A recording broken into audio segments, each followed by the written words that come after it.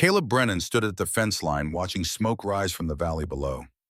5 years ago, smoke like that had taken everything. Today it was just the morning mist burning off Blackwood Falls, Colorado. But his hands still shook. He gripped the fence post tighter, forcing his fingers to steady. The rough wood bit into his palms, real solid present. Not the memory of heat and ash and screaming. Not Daniel's voice calling for him from inside the burning house. Not anymore. "You gonna stand there all morning, or you gonna eat?" Moses Fletcher's voice carried from the barn, gravelly and patient as always. Caleb didn't turn. "Not hungry. Ain't been hungry in 5 years. Gonna waste away to nothing if you keep this up." "Then I'll waste away." Moses walked up beside him, 60 years old, but still strong as an ox, his dark skin weathered from decades under the Colorado sun. He looked where Caleb was looking down at the valley, at the town of Blackwood Falls, dying slowly as the mines played out and people drifted away to Denver or California or anywhere that still had hope. "She's been gone 5 years, Moses said quietly.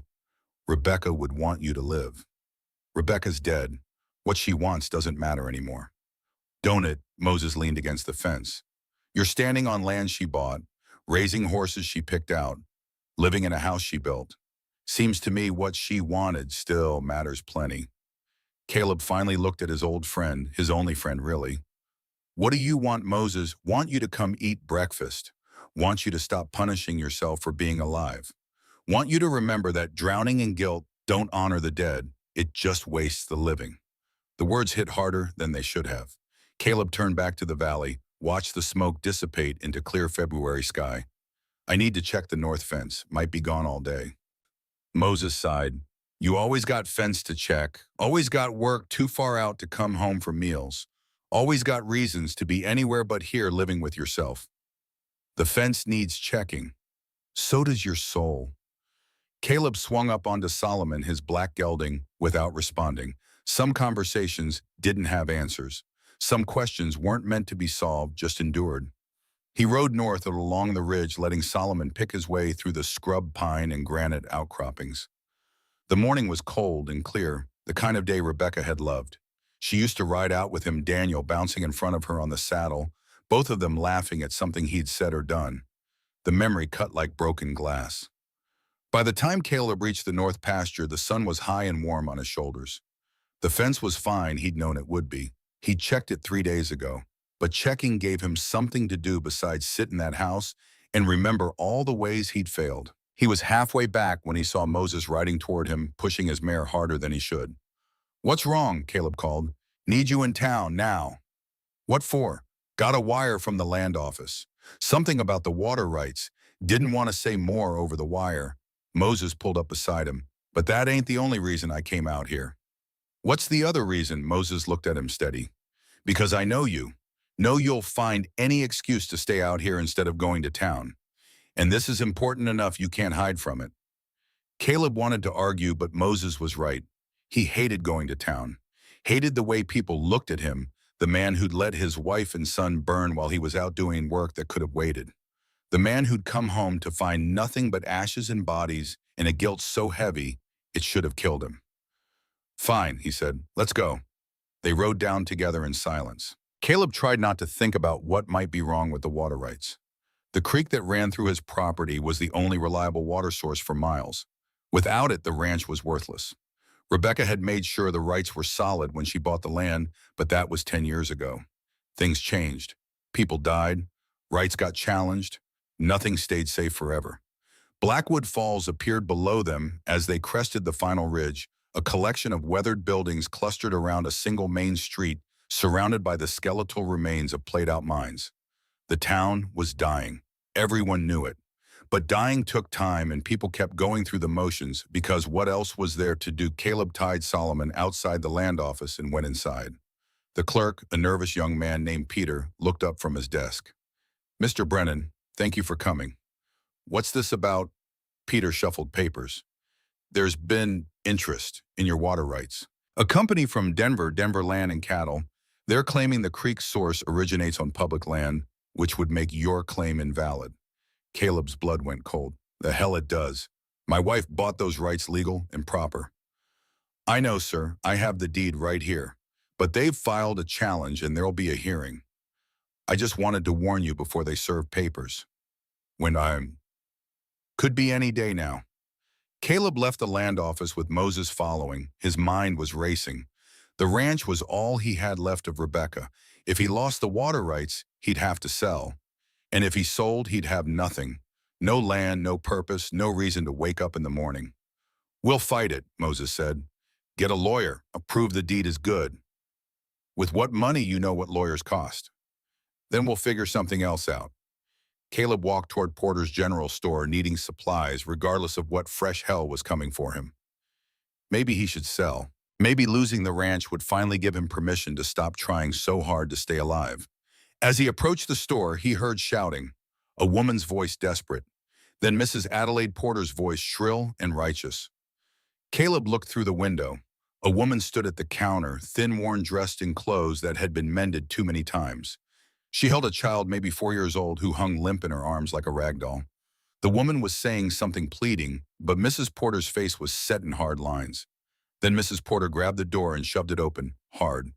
The woman was still standing close and the door slammed into her face with a crack Caleb heard through the glass. The woman stumbled backward, blood streaming from her nose, but she didn't let go of the child. Through the door, Mrs. Porter's voice rang clear.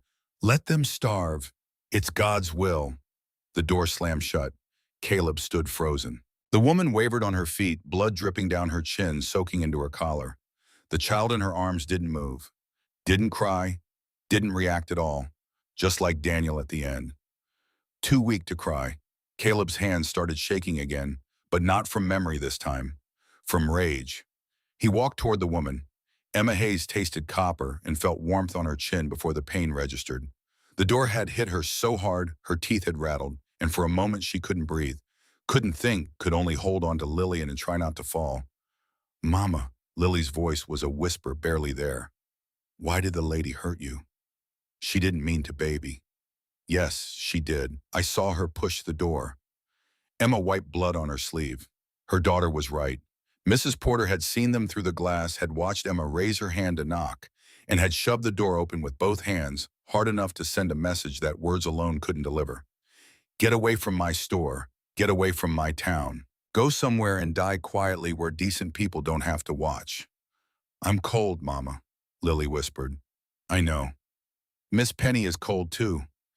Emma looked at the doll clutched in Lily's weak fingers, button eyes staring at nothing. Yarn hair matted and dirty. The last thing Lily owned that hadn't been sold or stolen or lost in the 6 weeks since Thomas died. We'll get warm soon, Emma lied. The lie tasted worse than blood.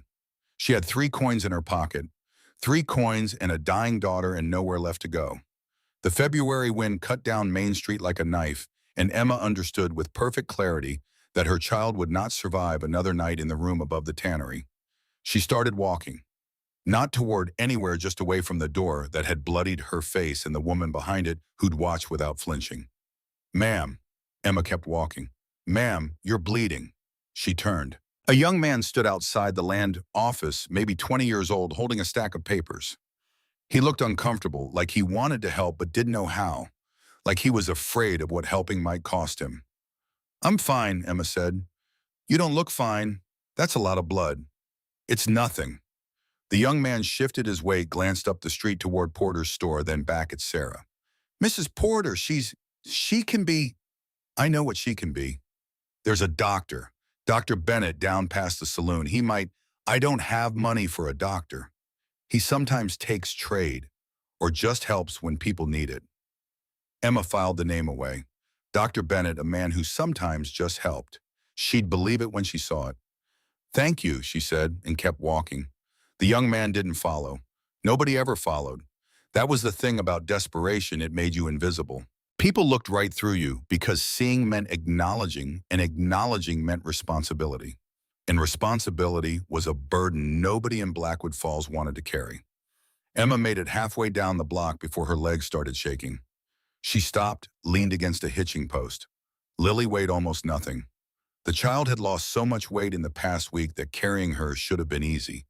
But Emma hadn't eaten in 2 days and her body was starting to betray her. Mama, are you okay? Just resting, baby. You're shaking. I'm cold too. Lily was quiet for a moment. Then, Miss Penny says the man with sad eyes is coming. What? The man. Lily pointed with one weak finger. There, Miss Penny says he has sad eyes like yours. Emma looked. A man was walking down the street toward them, tall, broad-shouldered, moving with the kind of easy confidence that belonged to someone who'd never had to prove anything to anyone. He wore a heavy coat, gloves, boots that had seen work. Dark hair showed beneath his hat, touched with gray at the temples. She knew who he was. Everyone in Blackwood Falls knew. Caleb Brennan, the rancher who lived alone in the high country, the one with a dead wife and dead son, the one with the reputation for keeping to himself. He walked past without looking at her. Of course he did. Why would he look? She was nobody. Nothing. Just another piece of human wreckage washed up on the streets of a dying town. Emma watched him climb the steps to Porter's store and push open the door. The bell jingled. The door closed behind him. She should move. Should find shelter before dark. Should do something other than stand here bleeding and shaking and waiting for her daughter to stop breathing. But her legs wouldn't cooperate, and her mind had gone numb, and all she could do was lean against the hitching post and hold Lily and try to remember what hope felt like. The door to Porter's opened. Emma didn't look up, didn't have the energy. Footsteps on the wooden sidewalk, heavy, deliberate, coming closer. They stopped directly in front of her. Your girl, a voice said low and rough like gravel underfoot. How long since she ate? Emma's head came up. Caleb Brennan stood 3 feet away, looking at Lily with an expression she couldn't read. His jaw was tight. His gray eyes had gone hard, but his hands were trembling slightly. Just for a second. Then they steadied, and whatever ghost had passed behind his eyes was gone. Ma'am, he said again. How long? 5 days, Emma heard herself say. Almost 5 days. He muttered something under his breath, reached into his coat, pulled out a small papery parcel and unwrapped it carefully. Peppermint sticks, 6 of them red and white striped, the kind they sold at the counter for a penny each. She likes sweets, he asked. Emma nodded, unable to speak. He broke off a piece small enough for a child's mouth and crouched down, an enormous man folding himself small. His voice dropped to something soft. Hey there, little one. I've got something for you. Lily's eyes opened. She looked at the candy, then at the man holding it, then at Miss Penny, as if consulting the doll for advice. Miss Penny says you're safe, Lily whispered. Something flickered across Caleb's face. Pain memory, the ghost of a smile that didn't quite form. Miss Penny's smart, he said. Think you can take this, it'll make you feel better. Lily looked at Emma, seeking permission. Go on, baby. It's all right. The child's lips parted. Caleb placed the peppermint on her tongue with the care of a man handling something infinitely precious. Emma watched her daughter's mouth close around it, watched her begin to suck weakly, watched a tiny bit of color start to return to her face. Caleb straightened. His eyes found the blood on Emma's chin, her split lip, the bruise already forming on her cheekbone. Who did that to you? It doesn't matter. It matters to me, Bo. Emma met his gaze, saw anger there, real anger, and something else she couldn't name. Mrs. Porter, she said, with the door. Caleb's jaw tightened. He looked toward the store, then back at Emma. When did you eat last? I'm fine. That's not what I asked. Yesterday, maybe the day before, I've lost track. He reached out, touched her chin with one rough finger, tilting her face toward the light, examining the damage. His hands were calloused and scarred, hands that had worked hard for decades, but his touch was gentle. You need food, he said. Both of you, come on. We're inside. He nodded toward Porter's. You need to sit down before you fall down, and that child needs more than candy. She won't serve us. Mrs. Porter, she made that clear. Yes, she will. You don't understand, she said. I don't care what she said. Caleb's voice carried absolute certainty. She'll serve you because I'm paying, and my money's as good as anyone's. Now come on. He didn't wait for her to agree, just turned and walked toward the store, expecting her to follow. Emma's mind screamed warnings. Strange men, offers too good to be true. The price that always came attached to male generosity. She'd learned that lesson at the saloon 3 weeks ago, when the keeper had looked her up and down and offered her work that made her skin crawl. But Lily had stopped shivering. The peppermint was working. And Emma was so tired of being afraid that the fear itself had started to feel like a luxury she couldn't afford. She followed him inside. The warmth hit her like a wall. A cast-iron stove radiated heat from the corner, and after weeks of cold, the sensation was almost painful. Emma's legs buckled. Caleb caught her elbow, steadied her, guided her to a chair near the stove. "Sit," he said. "Don't argue." She sat, settled Lily on her lap. The child kept the peppermint in her mouth, her eyes tracking Caleb's movements as he crossed to the counter. Mrs. Porter stood behind it, her face a mask of righteous indignation. Her husband Edgar had emerged from the back, looking uncomfortable. "Mr. Brennan," Mrs. Porter said, her voice tight. "I wasn't expecting you today." "Clearly," he set his hands on the counter, leaning forward slightly. "I need supplies. Milk, fresh bread, the soft kind. Butter, honey, eggs, cheese, jerky, apples. Whatever else a child ought to eat." Mrs. Porter's eyes darted to Emma, then back.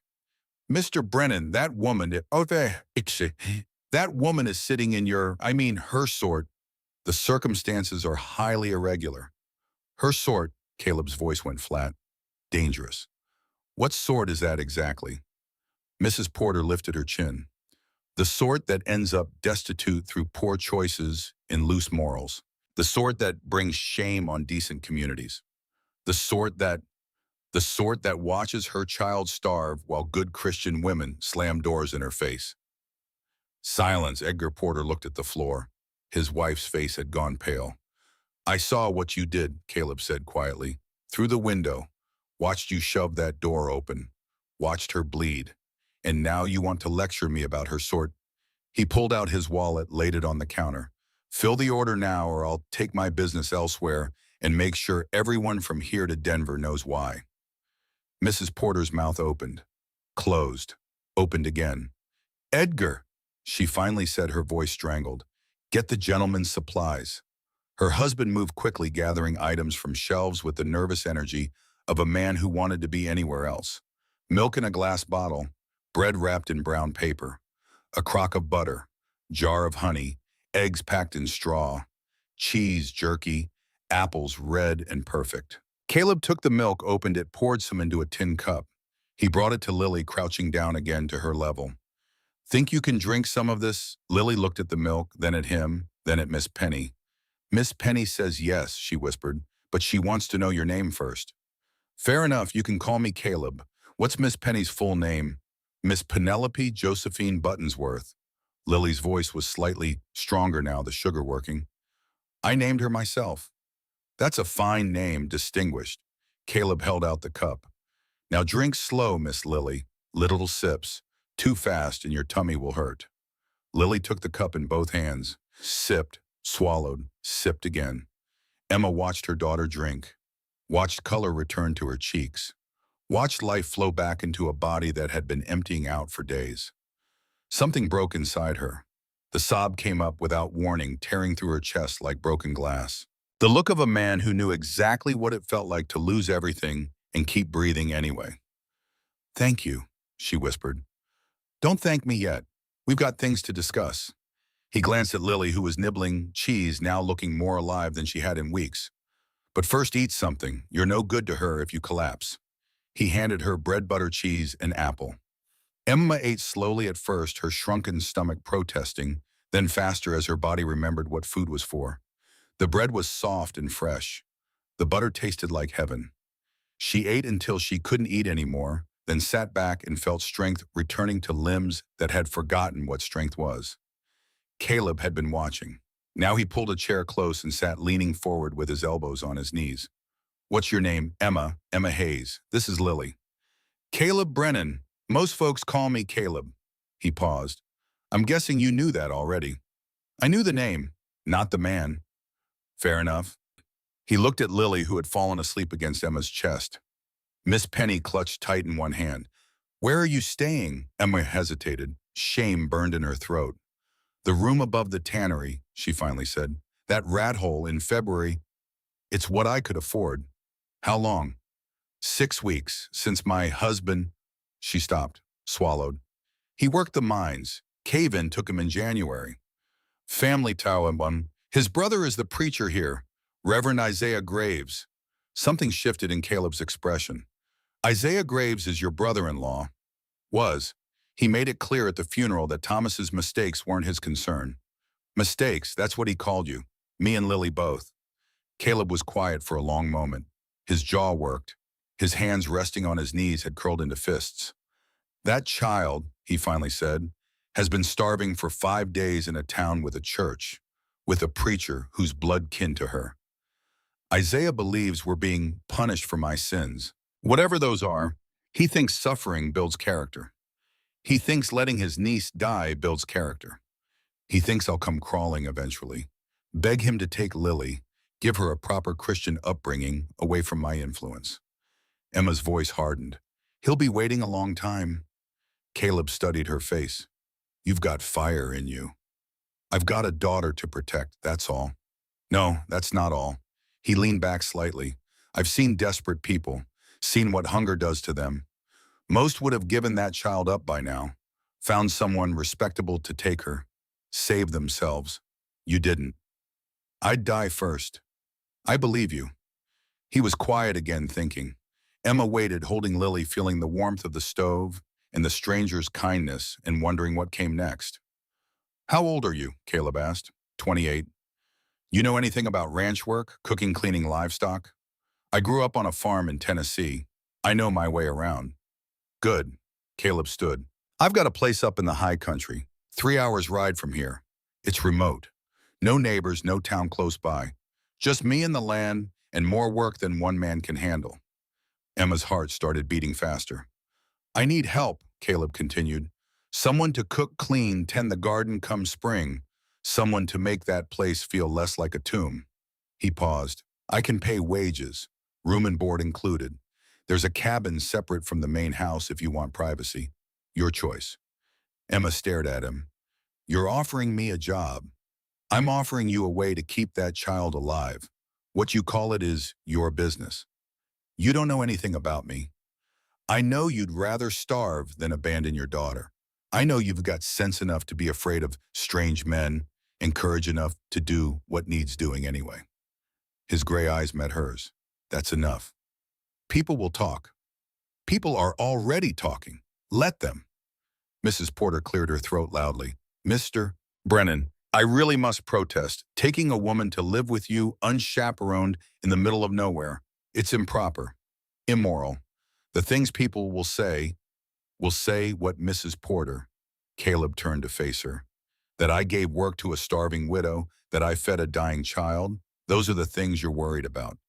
The appearance of impropriety is less important than a little girl's life. He picked up the supplies Edgar had gathered. Send me the bill. I'm good for it. Mr. Brennan, we're done here. He walked toward the door, then stopped and looked back at Emma. You coming? Emma looked at Lily sleeping peacefully for the first time in weeks, looked at Mrs. Porter's scandalized face, looked at Edgar, who still wouldn't meet her eyes. Then she looked at Caleb Brennan, this stranger who'd shown her more kindness in 20 minutes than Blackwood Falls had shown in 6 weeks. Yes, she said, we're coming. She stood, gathered Lily carefully in her arms, and followed him out into the cold February afternoon. The livery stable was a long building that smelled of hay and horse and leather. An old black man was leading 2 horses out of the shadows, a massive black gelding and a smaller buckskin mare. Moses, Caleb said, this is Mrs. Hayes and her daughter. They'll be coming up to the ranch. The old man's eyes moved from Caleb to Emma to the sleeping child in her arms. Whatever he thought about a woman leaving town with Caleb Brennan, he kept to himself. Horses are ready, he said simply.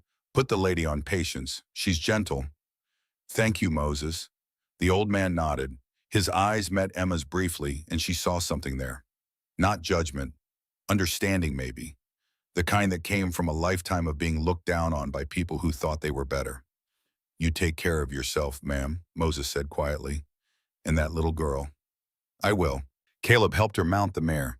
The saddle felt strange under her. It had been years since she'd ridden anything but a mule. But Patience stood steady and calm while Emma settled Lily in front of her. Caleb swung up onto the black gelding with easy grace, then reached down. Give her to me. She'll be warmer, and you can focus on riding. Emma hesitated, every instinct screaming not to hand her daughter to a stranger. But Lily was already reaching up, and Caleb's hands were gentle as he lifted her onto the saddle in front of him. "There you go, Miss Lily. How's that?" Lily settled against his chest with a trust that made Emma's heart clench. "Warm," Lily murmured. "Miss Penny is warm too." "Good, you just rest now. We've got a ways to go." They rode out as the sun began its descent toward the mountains. Emma didn't look back. There was nothing behind her worth seeing. Ahead, the trail climbed into country wild and unknown. The air grew colder.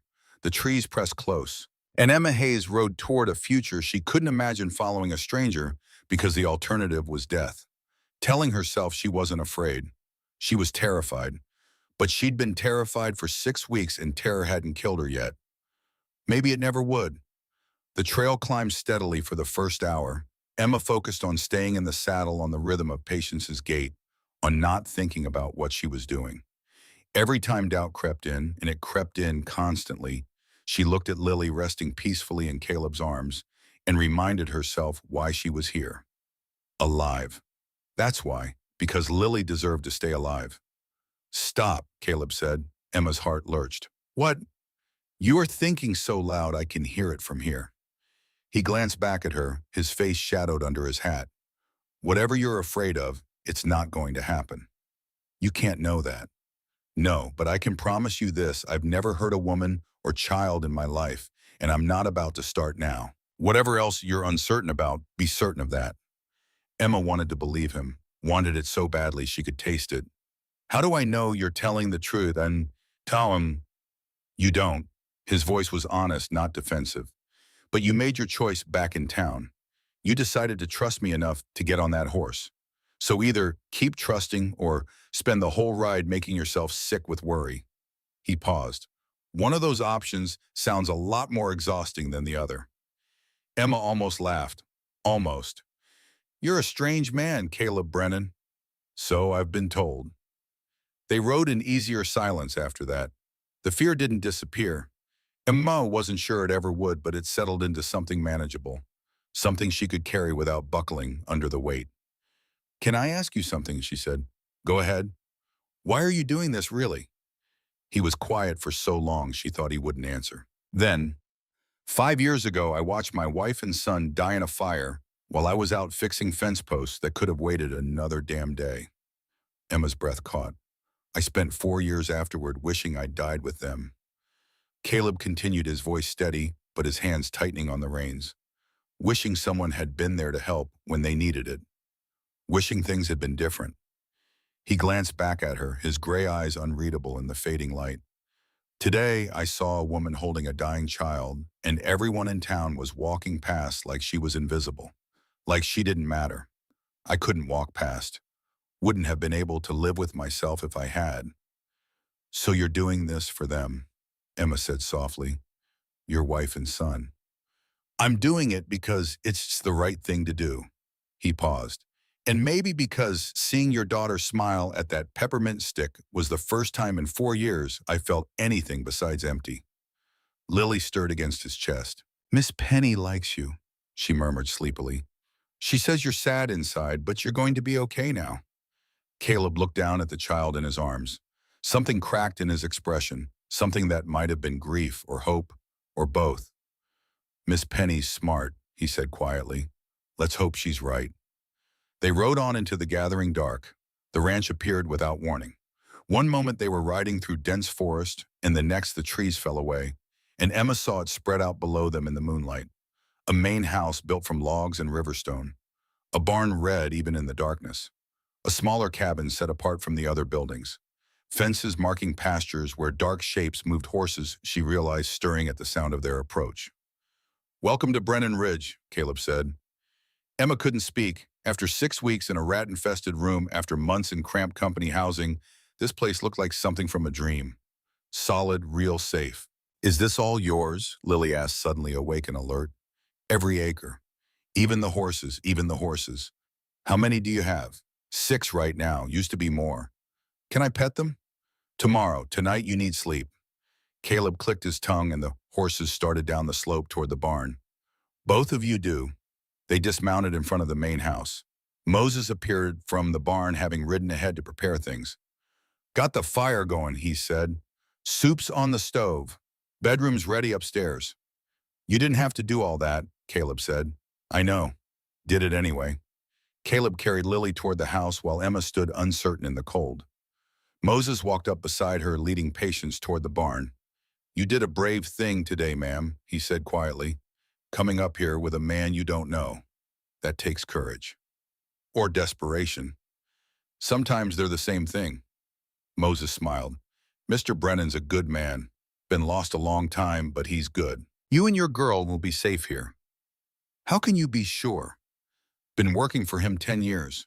Worked for his wife before that. I know what he's made of. Moses tipped his hat. Now you best get inside before you freeze. I'll tend the horses.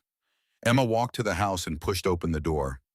Warmth and light greeted her, a fire crackling in a massive stone fireplace, lamps casting golden glow across a room that was simple but solid.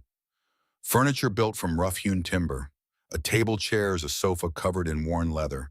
Everything clean but austere, like a place where someone lived but didn't quite inhabit.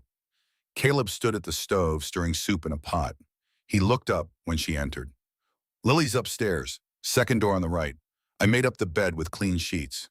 Emma should go to her daughter, should check on her, hold her, make sure she was really breathing and really safe.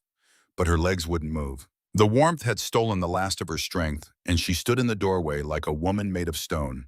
Caleb crossed the room in 3 long strides. His hands gripped her shoulders, steadying her. When's the last time you slept?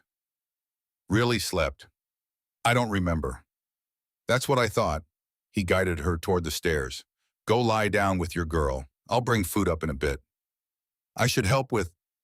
You should rest. There'll be plenty of work tomorrow. Tonight, just stop. Emma looked up at him. In the firelight, his face was softer than it had been in town, less guarded. She could see the lines around his eyes, the gray in his hair, the bone-deep weariness of a man who'd been alone too long. Thank you, she said. I know I keep saying it, but I don't have other words. You don't need other words. He released her shoulders and stepped back. Go on, your girl's waiting. Emma climbed the stairs on legs that felt like water, found the bedroom, found Lily already asleep in a bed that looked enormous around her small body. Miss Penny clutched tight. She didn't undress, didn't wash, just lay down beside her. Daughter pulled the quilt over them both and fell into darkness so complete it felt like mercy. Moses found Caleb in the barn an hour later, cleaning tack even though it didn't need cleaning. Can't sleep, the old man asked. Too much to think about. Moses sat on a hay bale and pulled out his pipe. Want to talk about it? About what? About why you brought that woman and her child here. Caleb's hand stilled on the leather. She needed help. A lot of people need help. You don't bring them all home. Should I have left her there? Let the child die. Course not. Moses lit his pipe, the sweet smell of tobacco filling the barn. I'm just trying to understand what you're thinking, because this ain't just about helping someone in need. Is it? Caleb set down the bridle and turned to face his friend. When I saw that little girl, she looked just like Daniel at the end. Too weak to cry, just hanging there like she'd already given up. And the woman reminded me that I failed. 5 years ago, I failed to save the people who needed me most. Today, I had a chance to not fail, to actually do something that mattered. He ran a hand through his hair. I had to take it, Moses. Had to prove to myself I could still save someone. That's a lot of weight to put on a stranger. I know. And what happens when you realize she can't fix what's broken in you, that saving her don't bring Rebecca and Daniel back? Caleb leaned against the stall door. I know she's not them. I know I can't bring them back. I'm not trying to replace what I lost. Ain't you, The question hung in the air between them. I don't know, Caleb finally admitted. Maybe I am. Maybe that's wrong. But Moses, for the first time in 5 years, yet I woke up this morning and didn't wish I was dead. That has to count for something. Moses puffed his pipe, considering. All right, so what's your plan? She works here, you pay her, she leaves eventually. I haven't thought that far ahead. You better start, because people are going to talk. Woman living here unmarried alone with you, let them talk. And her brother-in-law, the preacher, he's going to let this go. Caleb's jaw tightened. He had his chance to help. He chose not to. That's on him. Men like Isaiah Graves don't forgive being shown up. Don't forget being made to look cruel. Moses pointed with his pipe stem. He's going to come for that child. Mark my words. And when he does, you better be ready. I'll handle it. Will you buy? Moses stood. Because handling it might mean more than just good intentions. Might mean lawyers. Might mean courts. Might mean marrying that woman to make it legal. I just met her today. Don't matter what you did today. Matters what you'll have to do tomorrow. Moses headed toward the door, then paused. I've been watching you for 5 years, son. Watching you die slow. Today's the first time I've seen you look alive. Don't lose that, but don't lose yourself in saving someone else either. Find the balance. After Moses left, Caleb stood alone in the barn with the horses and his thoughts. The old man was right about one thing: Isaiah Graves wouldn't let this go.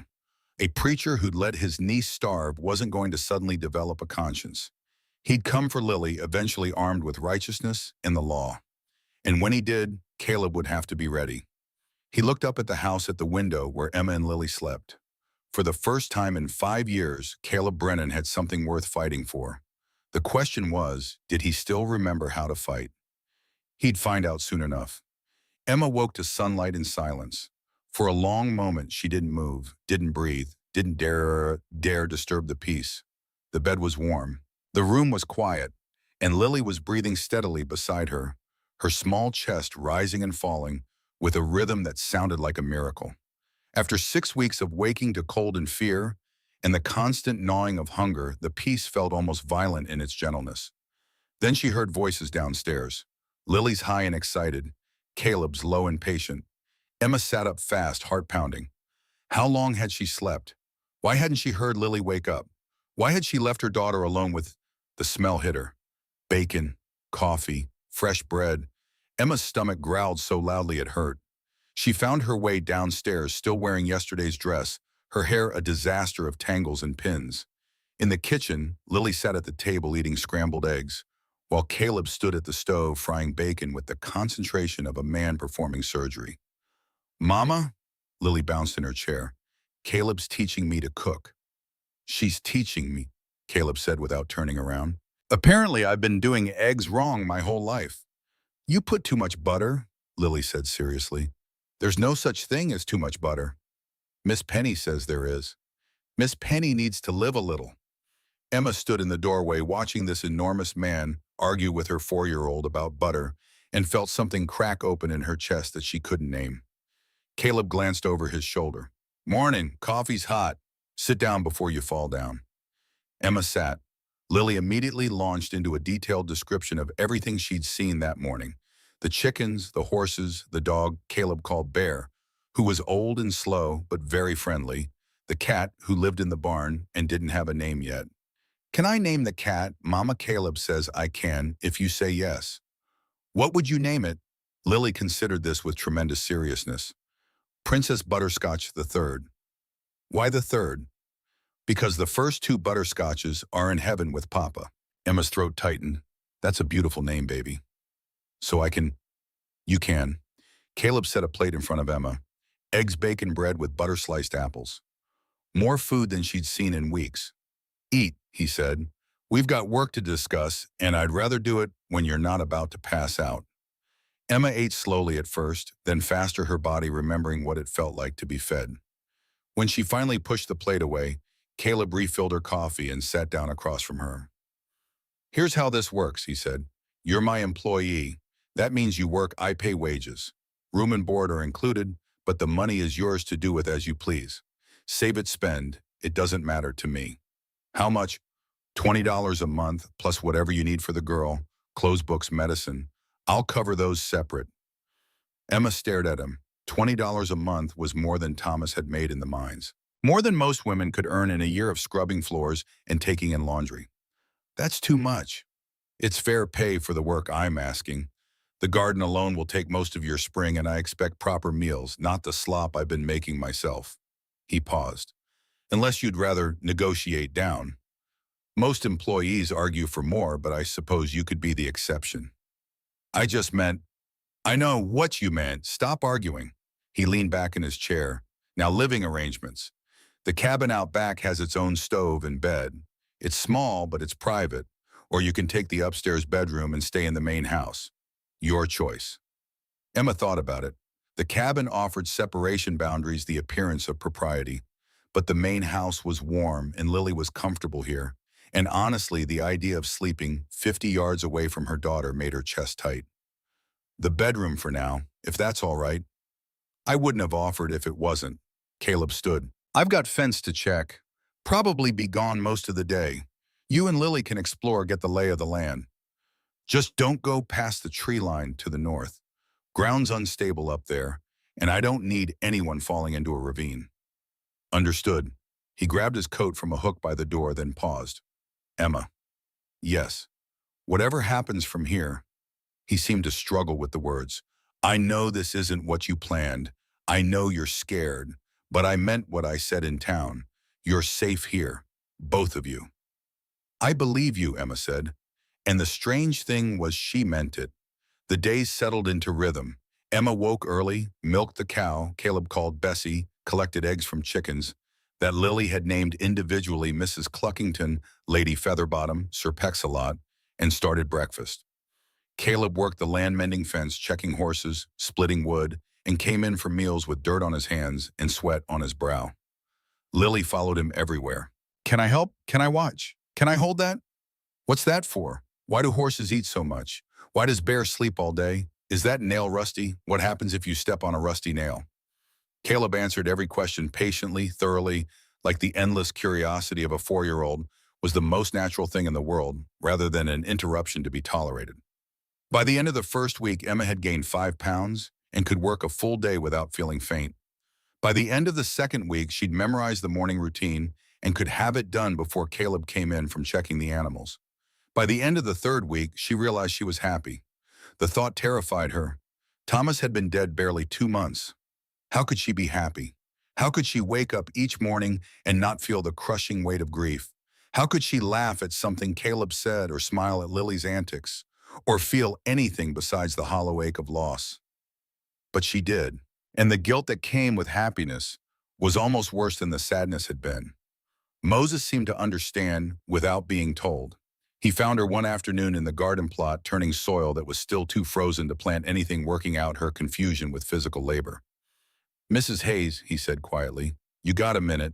Emma wiped her hands on her apron. Of course. Moses sat on a stump, his old bones creaking. I've been watching you these past weeks, seeing how you work, how you are with your girl, how you are around Caleb. Emma's stomach tightened. If I've done something wrong... No, ma'am, you've done everything right. That's what I wanted to talk about. I don't understand. You're feeling guilty, Moses said, for being happy, for feeling safe, for not grieving every minute of every day. Emma's throat closed. How did you... Oh, because I've been there. Moses looked out across the ranch. I told Caleb about my family, the wife and daughters I lost before the war. What I didn't tell him was how guilty I felt when I stopped hurting all the time, when I laughed at something, when I woke up one morning and realized I was glad to be alive. What did you do? I gave myself permission. Moses met her eyes. Permission to live. Permission to find joy again. Permission to honor the dead by not dying alongside them. Emma's eyes burned. I loved my husband. I know you did. But I don't. I don't miss him the way I thought I would. I miss the idea of him, the life we were supposed to have. But I don't miss him. Not really. Does that make me terrible? Makes you honest. Moses stood slowly. Love changes shape when people die. Sometimes it gets bigger, more perfect, because they're not around to be human anymore. Sometimes it gets smaller because you realize what you had wasn't what you thought it was. Neither one makes you a bad person, just makes you a person. Caleb loved his wife, Emma said, really loved her. I can tell by how he talks about her. He did. And you know what Rebecca would say if she could see him now? She'd say, thank God someone finally got him to eat a proper meal. She'd say, that little girl is good for him. She'd say, don't you dare waste this second chance. Moses tipped his hat and walked away, leaving Emma alone with her thoughts and the frozen ground and the slow dawning realization that maybe, just maybe, she was allowed to be happy. That evening, after Lily was asleep, Emma found Caleb on the porch with a glass of whiskey and a book he wasn't reading. "Can I ask you something?" she said. "Go ahead." Emma sat in the chair beside his. "What was Daniel like?" He was quiet for so long as she thought he wouldn't answer. The silence stretched, filled only with the sound of wind through the pines and the distant call of an owl. Then loud. He was loud all the time. Rebecca used to say he came into the world yelling and never stopped. A ghost of a smile crossed Caleb's face. He wanted to know everything. How things worked, why they worked, what would happen if they stopped working. Drove me crazy half the time. He took a sip of whiskey, and the other half made me feel like the luckiest man alive. He sounds like Lily. They would have been friends, I think, made trouble together. Caleb set down his glass. Sometimes I think about what Daniel would be now. He'd be 14, almost 15, old enough to help with the horses, old enough to ride out with me to check fence. His jaw tightened, old enough to have opinions about everything under the sun. Emma reached over and touched his hand, just that. A brief touch there and gone. "I'm sorry," she said. "Don't be. You didn't take them from me." He looked at her, really looked at her. "Sometimes I wonder if Rebecca would approve of me bringing you here, of Lily calling me by my name, of me feeling things again. What do you think she'd say?" "I think she'd tell me to stop being an idiot and live my life." Caleb smiled, sad but real. She was practical like that. Never had patience for self-pity. "She sounds like she was wonderful." "She was. Best woman I ever knew." He paused. "Until now." The words hung in the air between them. Emma's breath caught. "Caleb, It's all right. You don't have to say anything. I just wanted you to know." He stood. "I should check the animals one more time before bed." Emma watched him walk toward the barn, her heart beating too fast, her mind spinning with things she wasn't ready to name. 3 weeks and 2 days after Emma arrived at Brennan Ridge, the trouble found them. Caleb rode out early to check the north pasture, the one that bordered the high country, where snow still clung to the peaks. He'd been putting off checking the creek, the main water source for the ranch, because some part of him didn't want to know if things were as bad as he feared. But Moses had been insistent at breakfast. "Creek's looking low, boss. You need to see for yourself." So Caleb rode out under a sky that promised nothing but cold and trouble. The creek was worse than he'd imagined. Where there should have been a strong flow, there was barely a trickle. The water level had dropped 2 feet in 3 days. By April, if the pattern continued, the creek would be dry. "God damn it," Caleb said to the empty morning. Without water, the cattle would die. Without cattle, the ranch would fail. Without the ranch, he didn't finish the thought. Moses was waiting when Caleb rode back, in his expression grim. "Told you. It's bad. Worst drought in 10 years, they're saying in town. Lot of ranchers going to fail before summer." Caleb dismounted, his mind already working the problem. They could dig deeper in the creek bed, try to find the water table. They could ration what they had, sell off some cattle early to reduce demand. There's something else, Moses said. "Man came through town last week, name of Silas Cobb, works for Denver Land and Cattle Company." "What has that got to do with us?" "He's been asking about your spread, about your water rights, about whether you might be interested in selling." Caleb's blood went cold. "And what did people tell him?" "That you ain't interested in selling anything, but that won't stop him from trying." Moses leaned against the fence. "Men like Cobb, they see a drought coming, they see opportunity. Buy up failing ranches cheap, hold the land till the water comes back, sell high. It's a business to them. The ranch isn't for sale. Don't matter what you say now. Matters what you say when the creek's bone dry and your cattle are dying and you got bills you can't pay." Caleb wanted to argue, but Moses was right. The drought was a threat. But men like Silas Cobb were a different kind of danger, the kind that used law and money and other people's desperation as weapons. "Keep your ears open in town," Caleb said. "Let me know if Cobb shows his face around here." "Already planned on it." That afternoon, while Caleb was in the barn working on a broken harness, Emma rode into town with Lily for supplies. Moses had offered to go instead, but Emma insisted. She needed to prove to herself that she could face Blackwood Falls again, that she wasn't afraid of Mrs. Porter or anyone else who'd turned their backs on her. She almost made it through the trip without incident. She just loaded flour and sugar into the saddlebags when she heard the voice behind her. "Emma, I'd hoped you would come to your senses." She turned slowly, her heart sinking. Isaiah Graves stood on the wooden sidewalk outside the mercantile, dressed in his preacher's black, his thin face set in lines of righteous disapproval.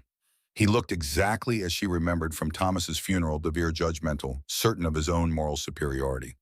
"Isaiah," she said, keeping her voice level, "that's Reverend Graves to you." Emma's hands tightened on the reins. Behind her, Lily pressed closer, instinctively seeking protection. "What do you want?" "I've heard disturbing reports about your living situation." Isaiah took a step closer. "Living on a remote ranch with an unmarried man, alone, unchaperoned. People are talking, Emma. Let them talk. You're exposing Lily to corruption, to sin, to... I'm exposing Lily to food and shelter and safety, things you refuse to provide." Isaiah's face hardened. "I offered to take her, to raise her properly away from your influence. You refused. Because you don't want to raise her. You want to punish me. I want to save her soul." Emma felt Lily trembling against her leg. She reached down, touched her daughter's hair gently. "We're leaving." But Isaiah wasn't finished. He crouched down, bringing himself to Lily's eye level. His smile was cold and thin. "Hello, Lily. Do you remember Uncle Isaiah?" Lily shook her head, pressing harder against Emma. "I'm your father's brother. I loved your daddy very much. I want to take care of you like he would have wanted." Emma pulled Lily away. "Stay away from my daughter." Isaiah stood, dropping the pretense of kindness. "You can't run from God's judgment, Emma. Thomas died because of your sins. Don't let Lily suffer for them, too." Something inside Emma snapped. The weeks of fear, of hunger, of watching her daughter nearly die while this man preached about God's will, it all came boiling up in a rage she couldn't contain. She slapped him. The crack of palm on cheek echoed down the street. People stopped, turned, stared. Isaiah's head snapped to the side, a red mark blooming on his pale skin. "My husband died in a mine collapse," Emma said, her voice shaking with fury. "Not because of some imaginary sin. If your God punishes people for loving each other, then your God is a tyrant, and I want nothing to do with him." Isaiah's face went white with rage. His eyes blazed with something that might have been madness, or might have been hate, or might have been both. "You'll regret this," he said softly. "I'll make sure of it." He turned and walked away, his black coat billowing behind him like the wings of a crow. Emma's hands were shaking so badly she could barely hold the reins. She lifted Lily onto Patience and climbed up behind her, then rode out of town as fast as she dared. "Mama," Lily said quietly, "I don't like Uncle Isaiah." "Neither do I, baby. Miss Penny says he has mean eyes." "Miss Penny's right." Emma pushed Patience harder than she should have, desperate to get back to the ranch, back to safety. By the time Brennan Ridge came into view, tears were streaming down her face, tears of rage and fear, and the terrible certainty that this wasn't over. Moses was in the yard when she rode up. One look at her face and he was moving, helping her down, taking Lily. "What happened?" "Isaiah, in town. He..." Emma couldn't finish. "Caleb," Moses shouted toward the barn. "Get out here." Caleb emerged at a run, saw Emma's face, and his expression went dark. "Who?" he asked, his voice dangerous. "Her brother-in-law, the preacher." Caleb's jaw clenched. "What did he do?" Emma told them everything, the confrontation, the threat disguised as concern, Isaiah's approach to Lily. She didn't mention the slap. That felt like admitting weakness, admitting she'd let him get to her. But Moses had already heard. Word travels fast in a small town. Jim from the livery sent word up, said, "Half of Blackwood Falls saw you slap the preacher. You hit him, didn't you?" Emma nodded miserably. "Good," Moses said. "Man deserved it." "It's not good," Emma said. "Now he'll use it against me. Proof I'm valfeined, unstable, unfit to raise a child." Caleb's hands had curled into fists. "He threatened you, approached Lily without permission. You defended yourself and your daughter. That's not how he'll tell it." They were all silent for a moment, understanding settling like a weight. "He's going to try to take her," Emma said. "Isn't he? He's going to build a case. Say I'm living in sin, corrupting her morals, exposing her to danger. He'll go to the territorial welfare office, get the law involved, and he'll take my daughter. Over my dead body," Caleb said. Moses looked at Caleb, then at Emma, then back at Caleb. There might be a way to stop him. Legal-like. What way? Moses hesitated. You know what way? Understanding passed between the two men. Emma looked from one to the other confused. What are you talking about? Caleb turned to her, his expression unreadable. Not here, inside. We need to talk. They sent Lily to play with Moses. He'd promised to show her how to brush the horses and sat at the kitchen table. Emma's heart was pounding. She'd seen the look Moses gave Caleb, knew that whatever they were about to propose would change everything. Tell me, she said. Caleb took a breath. Isaiah's case against you relies on one thing, that you're living here unmarried in what he'll call an immoral situation. If that changes, if we get married, Emma finished, that's what you're suggesting, isn't it? It would solve the problem. Legally, you'd be my wife, Lily would be my stepdaughter. We'd be a proper family and Isaiah would have no grounds for his accusations. Emma stood, walked to the window, looked out at the mountains. Marriage. To a man she'd known 3 weeks. A man who'd saved her life, yes. Who'd been kind to Lily, yes. Who made her feel safer than she'd felt in years. But marriage. What would you get out of it? She asked without turning around. What do you mean, Shai? I mean, what's in it for you? You'd be tying yourself to a woman you barely know, taking on responsibility for a child that isn't yours, facing down a preacher who'll make your life hell. Why would you do that? Caleb was quiet for a long moment. Then she heard his chair scrape back, heard him cross the room to stand behind her. 5 years I've been dead inside, he said quietly, going through the motions, working the ranch because Rebecca bought it, not because I cared, waking up every morning wishing I hadn't, and then you showed up. He paused. I'd get to stop feeling like a ghost. I'd get Lily's laughter at breakfast and your voice reading by the fire. I'd get purpose, meaning, a reason to care whether I wake up tomorrow. His voice roughened. I'd get a family again, even if it's not the one I lost. That's not nothing, Emma. That's everything. Emma turned to face him. Tears were streaming down her cheeks. I can't promise I'll love you, she whispered. Not the way you deserve. I'm not asking for love. I'm asking for a chance. We barely know each other. I know everything I need to know. I know you're strong and brave and you love that little girl more than your own life. I know you work hard and laugh easy and make this house feel like home for the first time in years. His gray eyes met hers. What else matters? What if it doesn't work?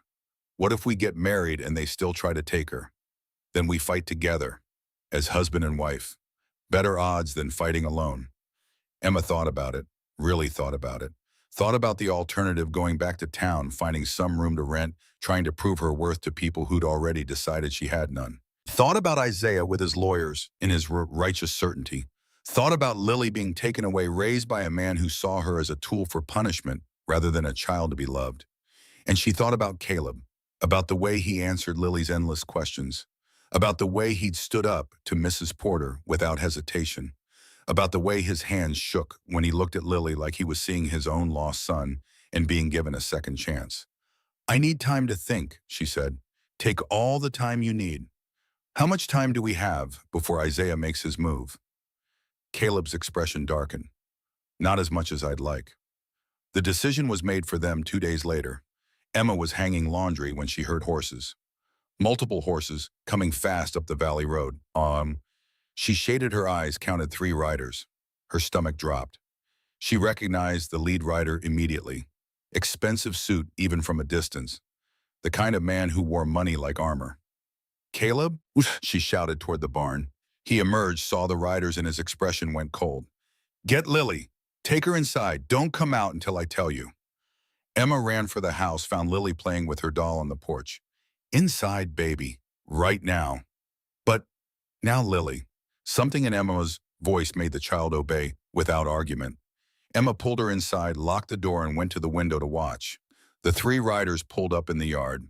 Caleb walked out to meet them, Moses appearing from the barn with a rifle held casual but ready.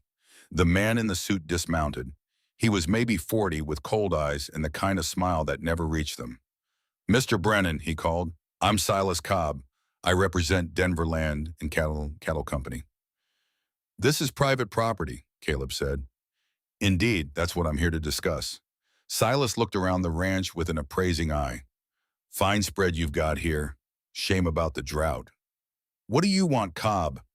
to make you an offer. $500 for the entire property. Land, buildings, livestock. Everything. Emma heard Caleb's bitter laugh even through the window. Ranch is worth 20 times that. Get off my land. Is it, though? Silas pulled out a document. I've had a survey done. Seems the creek that feeds your property originates on public land, which would make your water rights questionable. The hell it does. My wife bought those rights legal and proper.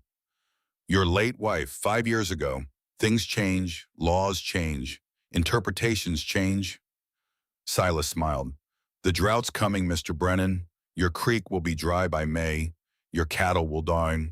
You'll lose everything. I'm offering you a way out. And I'm telling you to leave. Silas's smile faded. I'm trying to be reasonable. But if you force me to go through legal channels, it won't be pleasant for anyone. Caleb's hand moved toward the rifle leaning against the fence post. You've got 10 seconds to get off my property before I shoot you for trespassing. I'm going. Silas mounted his horse. But I'll be back with the law next time. And I've heard some interesting things about your household situation. Woman and child living here, unmarried. The Territorial Welfare Office might be interested in that. Caleb went very still. What did you say? Just making conversation. Silas turned his horse. Oh, and Mr. Brennan, I've been having interesting discussions with a Reverend Isaiah Graves. He's quite concerned about his niece. We're thinking of coordinating our efforts. Make sure everything is handled properly. He rode away with his men, leaving Caleb standing in the yard, fists clenched, breathing hard. Moses walked up beside him. They're working together. I heard. You know what this means? Yeah. Caleb looked back at the house at the window where Emma stood watching. Yeah, I know exactly what it means. He walked to the house and Emma opened the door before he could knock. They're going to hit us from both sides, she said. Take the ranch and take Lily. That's the plan. Caleb ran a hand through his hair. Cobb will file a claim on the water rights. Force me into court. If I lose, I have to sell. If I win but spend everything on lawyers, I'm broke.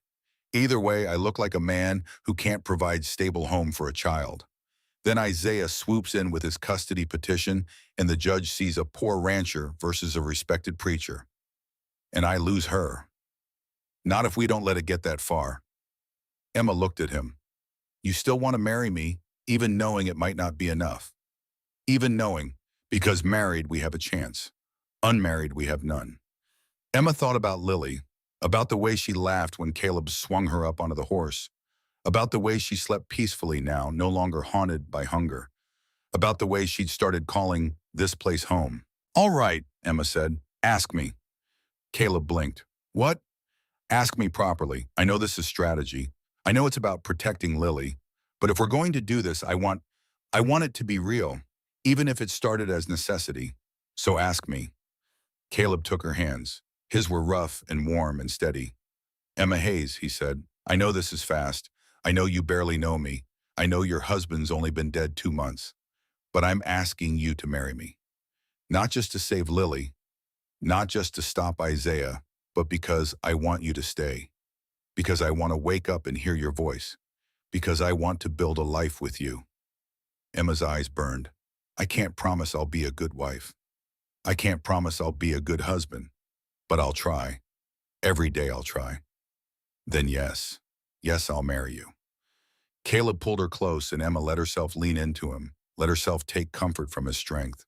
For just a moment, she let herself believe that maybe this would work, that maybe they could win. Behind them, Moses cleared his throat. If you two are getting married, you'll need rings. He pulled out a small wooden box, opened it to reveal a simple gold band. Found this in the ashes after the fire, Moses said quietly. Rebecca's wedding ring. I've been keeping it safe. Figured, one day maybe. He trailed off. Caleb took the box with shaking hands. Moses, I can't. You can. Rebecca would want Emma to have it. Would have liked her, I think. Emma looked at the ring through her tears. I'll take care of it. I promise. I know you will. We need to do this fast, Caleb said. Before Cobb files his claim, before Isaiah files his petition, we need to be married before they make their moves. Tomorrow, Emma said. We'll ride to Prospect Creek tomorrow. You sure? Emma looked at Lily playing quietly in the corner with Miss Penny, safe and warm and alive. I'm sure. They rode to Prospect Creek at dawn, leaving Moses to watch the ranch. The justice of the peace was a tired-looking man named Hutchkins who asked no questions when Caleb requested an immediate ceremony. You got witnesses. Just us. Hutchkins sighed. I'll grab some folks from the saloon. $1 each for their trouble.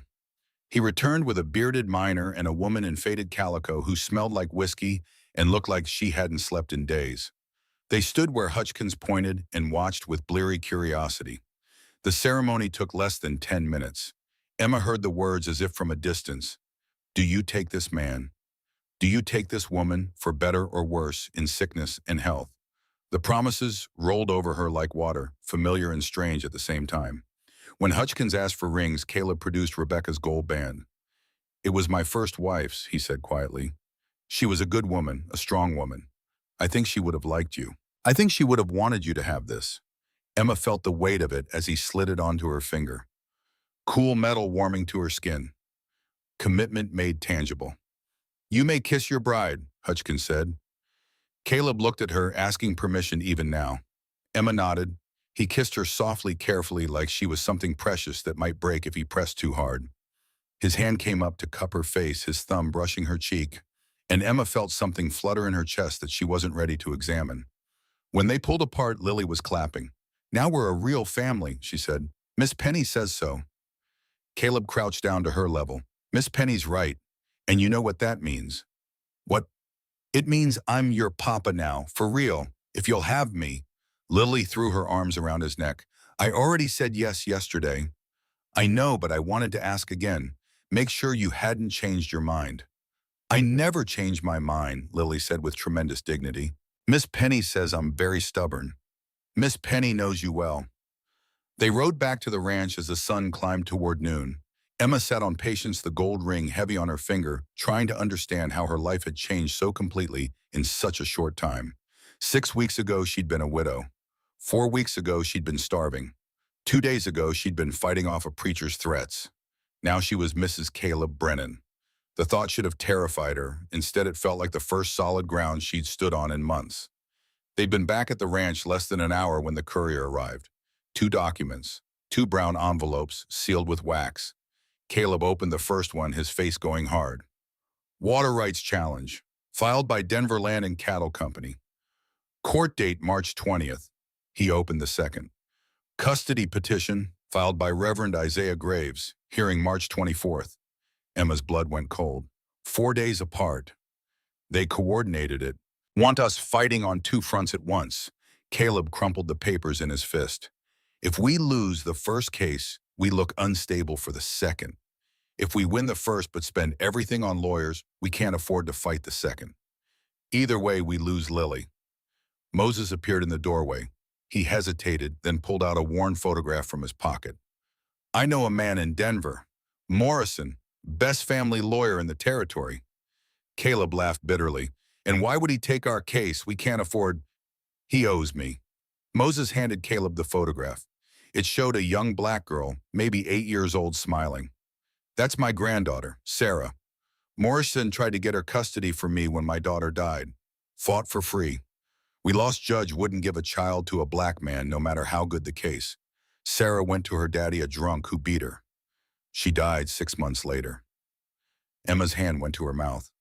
Morrison's been looking for a second chance ever since, Moses said quietly.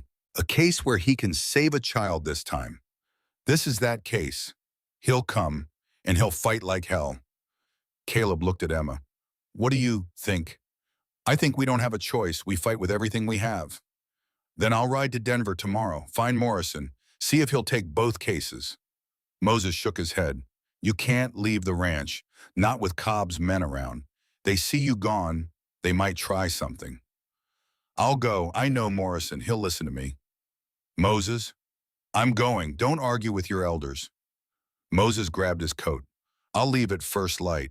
Be back in 3 days. After Moses left to prepare for the journey, Caleb and Emma stood on the porch watching the sunset over the mountains. March 20th, Emma said. That's 3 weeks away.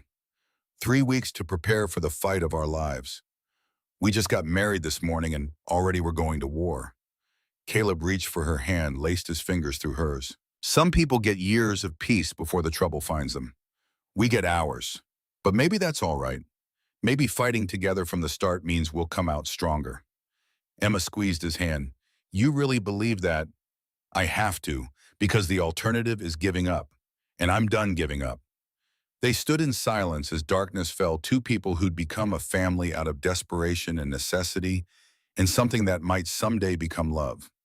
Inside, Lily was singing to Miss Penny, her voice clear and happy, unaware of the storm gathering on the horizon. Emma held on to Caleb's hand and made herself a promise, whatever came next, whatever Isaiah and Silas threw at them, she would not break. She would not fold. 3 weeks, Caleb said quietly, reading her thoughts.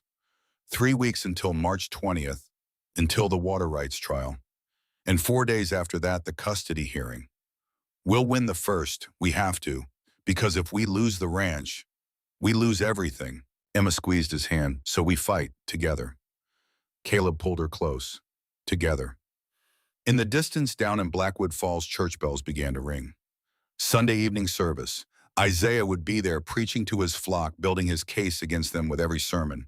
But up here on Brennan Ridge, 3 people who'd become a family had something Isaiah Graves would never understand. They had each other. And sometimes that was the only weapon you needed. Looking at the substantial story you've provided, I can see this is a compelling Western tale about Caleb Brennan and Emma Hayes. I'll continue from where it left off to create a complete story that takes about 1.5 hours to read. Let me pick up the narrative threads and bring them to a satisfying conclusion. Chapter 4, The Fight Begins.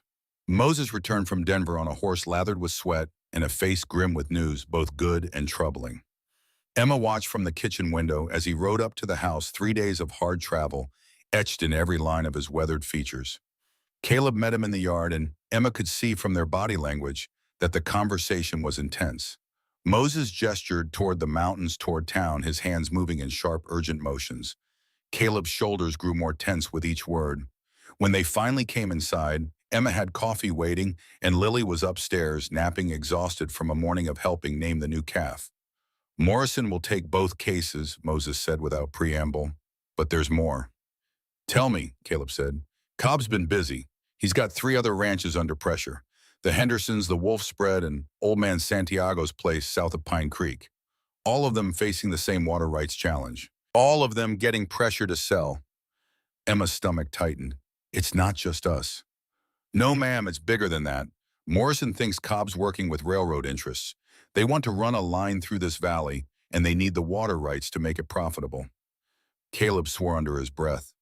The railroad. Gets worse. Morrison did some digging on Isaiah Graves. Turns out your brother-in-law has been writing letters. Lots of them. To the Territorial Welfare Office, the county judge, the federal marshal, building a case that you're unfit to raise a child. What kind of case? Emma asked. Moses pulled out a folded paper. Isaiah's claiming you abandoned Lily for 3 days in December. Left her alone while you went to Colorado Springs. Emma's face went white. That's a lie. I know it's a lie. You know it's a lie. But Isaiah's got a signed statement from Mrs. Porter saying she saw you leave town alone and didn't see you for 3 days. Mrs. Porter would say anything Isaiah told her to say. Morrison knows that too, but proving it in court is different than knowing it. Moses sat heavily. There's more. Isaiah's claiming you've been drinking. Says Thomas used to complain about it. Says that's why he worked such long hours at the mine, to get away from home. Emma's hands began to shake. The lies were so outrageous, so far from the truth that for a moment she couldn't even speak. He's also claiming, Moses continued gently, that you were intimate with other men while Thomas was alive. Caleb's chair scraped back so violently it toppled. That son of a bitch. Easy. Moses held up a hand. Morrison expected this. Men like Isaiah, when they want something, they're willing to destroy reputations to get it. The good news is he's overplaying his hand. Some of these claims are so wild they'll backfire. What about the water rights case? Emma asked. That's more complicated. Cobb's got genuine legal arguments. The creek does originate on public land technically, but Rebecca's deed includes water rights that go back to the original homestead claim. Morrison thinks we can win, but it'll be close. Caleb righted his chair and sat back down, running both hands through his hair. How much is this going to cost? Morrison's not charging his usual fee, but court costs, filing fees, travel expenses, $300 minimum. Maybe more if it drags out.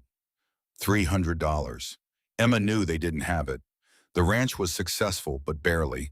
Most of their money was tied up in livestock and land improvements. I can sell the horses, Caleb said quietly. No. Emma's voice was firm. The horses are the future of this place. There has to be another way. Moses cleared his throat. Actually, there might be. Morrison mentioned something. If we can prove Cobb and Isaiah are working together, conspiring to take your property and your child, it becomes a criminal matter. Fraud, corruption, maybe racketeering under the new federal laws. How do we prove that? We need evidence, documents, witnesses, something that shows coordination between them. Moses leaned forward. Morrison's bringing an investigator. Man named Sullivan. Used to be a Pinkerton. He's good at finding things people want to keep hidden. Emma felt a spark of hope. When does he arrive? Tomorrow. Sullivan and Morrison both. They want to meet with you, go over everything, start building the defense. And the trials. Water rights case is still March 20th, but Morrison got the custody hearing moved. Emma's heart lurched. Moved where? March 22nd, same week but 2 days later instead of 4. Morrison thinks it's better. If we win the first case, it shows stability for the second.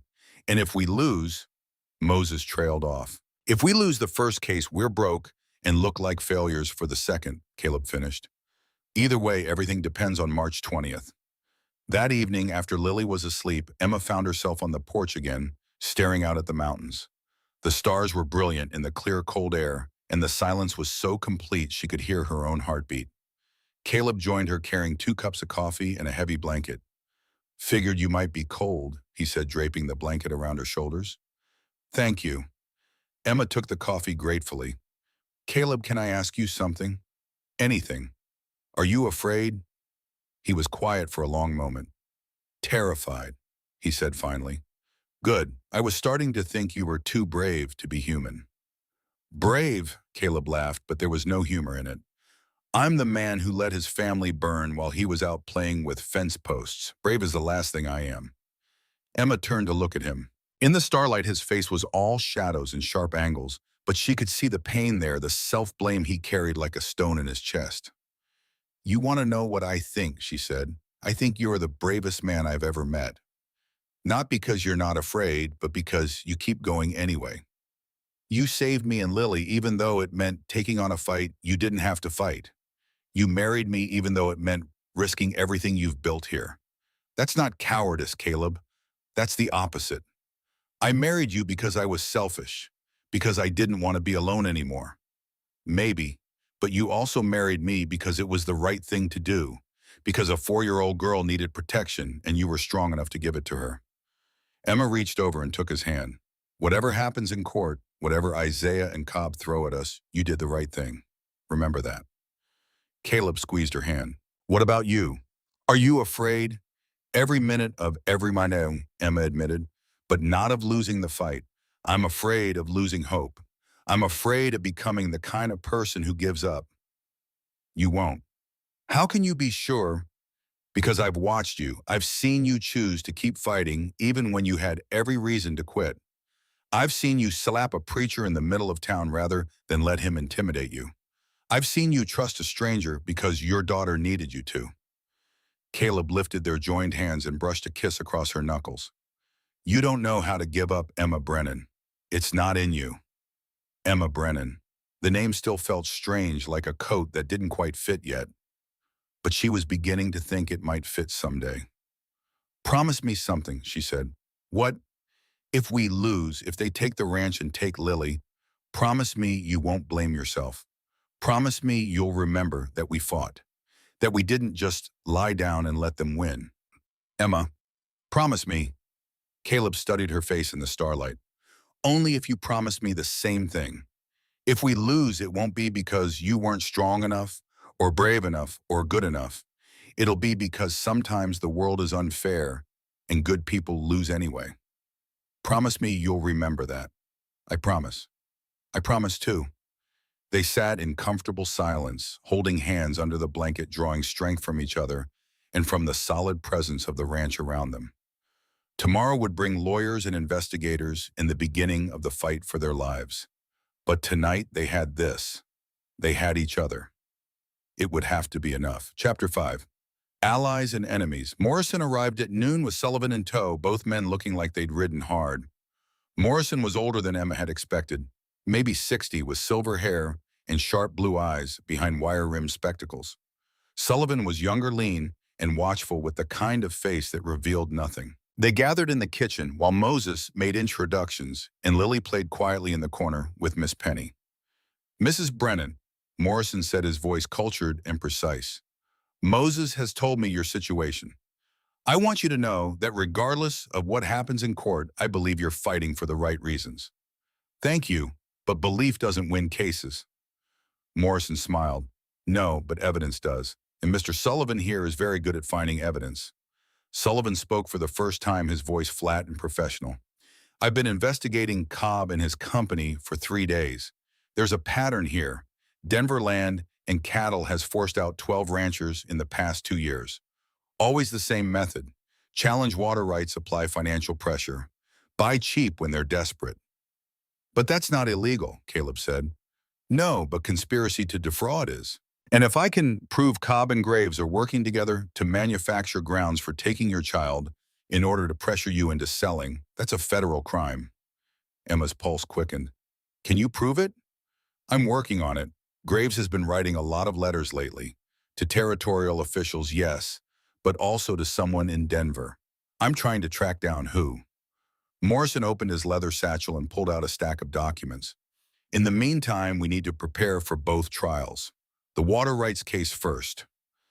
Mr. Brennan, I need to see every document related to your property. The original homestead, filing your wife's purchase deed, water rights, documentation, everything." "I've got them," Caleb said. "But Moses said there might be a problem with the creek originating on public land."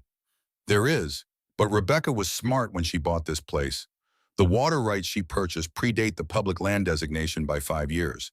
That gives us legal precedent." Morrison shuffled through papers. "The question is whether we can prove the rights were properly transferred and recorded." For the next 2 hours, they went through every piece of paper connected to the ranch. Property deeds, water rights, livestock bills, of sale tax records. Morrison made notes while Sullivan asked sharp, specific questions about dates and witnesses and documentation. "The good news," Morrison said finally, "is that your case is solid. Rebecca did her homework. Every document is properly filed, properly witnessed, properly recorded." "And the bad news?" Emma asked. "Cobb has money and political connections. He's going to argue that the original homestead claim was fraudulent, that the water rights were never legally valid to begin with.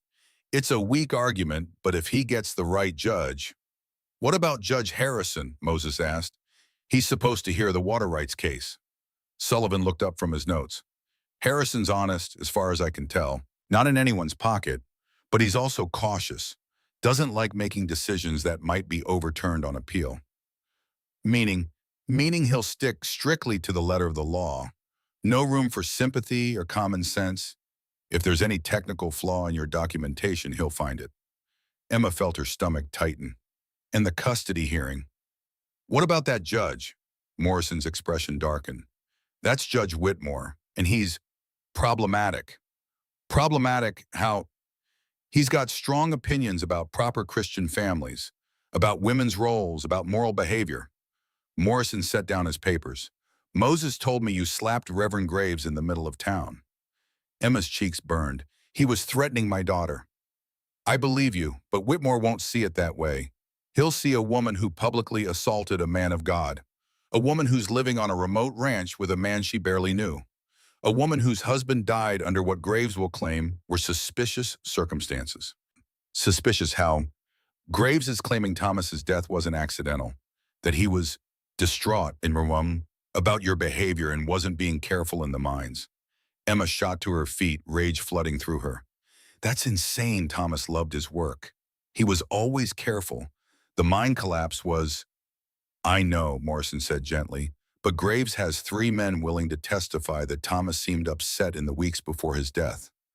that he was drinking more sleeping, less talking about problems at home. More lies. Of course they're lies, but they're believable lies, and that's all Graves needs. Caleb had gone very quiet. When he spoke, his voice was dangerous. What else? Morrison hesitated. Graves is claiming the marriage is a sham, arranged for financial reasons. He's got witnesses who will testify that you and Mrs. Brennan barely spoke before the wedding, that the ceremony was rushed, that you're not living as husband and wife. Emma's face went scarlet. The last part was true. She and Caleb were sharing the house, but not the bedroom. She was still sleeping upstairs while he took the couch in the main room. It had seemed natural, respectful, the right thing to do, given how quickly everything had happened. But in court, it would look like exactly what Graves claimed, a marriage of convenience designed to circumvent custody laws. Can they prove that? Caleb asked. They don't have to prove it. They just have to suggest it. Create doubt in the judge's mind about the legitimacy of your union. Sullivan looked up from his notes. There's something else. I checked with the telegraph office. Graves has been sending wires to someone in Denver twice a week since your wedding. Short messages, always the same recipient. Who? I don't know yet, but the timing is suspicious. The messages started the day after you were married, and they've increased in frequency since Morrison agreed to take your case. Morrison stood and began pacing. It's starting to look like Moses was right. Graves and Cobb are coordinating. The question is how closely and whether we can prove it. What do we need? Emma asked. Evidence of direct communication between them. Documentation showing they're sharing information or strategy. Witnesses who've seen them together or heard them discussing your case. I'll work on it, Sullivan said, but it's going to take time. Time we don't have, Caleb pointed out. The water rights trial is in 10 days. Morrison gathered his papers. Then we focus on what we can control. We prepare the strongest possible case for the water rights, and we pray it's enough to establish stability for the custody hearing. After the lawyers left to examine the property records in town, Emma found herself alone with Caleb and Lily. Her daughter was napping upstairs, exhausted by the stress, even though she didn't fully understand what was happening. We need to talk, Emma said. Caleb looked up from the harness he was mending. About what Morrison said, about us not living as husband and wife. Yes, he set down the leather. What do you want to do about it? Emma took a deep breath. I think we need to make this marriage real. In every way. Caleb went very still. Emma, I don't want you to feel pressured. I don't. Well, I do, but not the way you think. She sat down across from him. I've been thinking about what Morrison said, about Graves claiming this is a sham marriage, about needing to prove we're a real family. We are a real family, but not in the eyes of the law, not if we're living like strangers under the same roof. Emma met his gaze. I'm not saying this because I have to. I'm saying it because I want to. Because somewhere in the past few weeks, this stopped being about convenience and started being about something more. Caleb reached across the table and took her hand. Are you sure? I'm sure. But I need you to be sure too. Because if we do this, if we make this marriage real, there's no going back. Whatever happens in court will be husband and wife, for better or worse. I've been sure since the day I asked you to marry me, Caleb said quietly. I just didn't want to rush you. I'm tired of being careful. I'm tired of being afraid.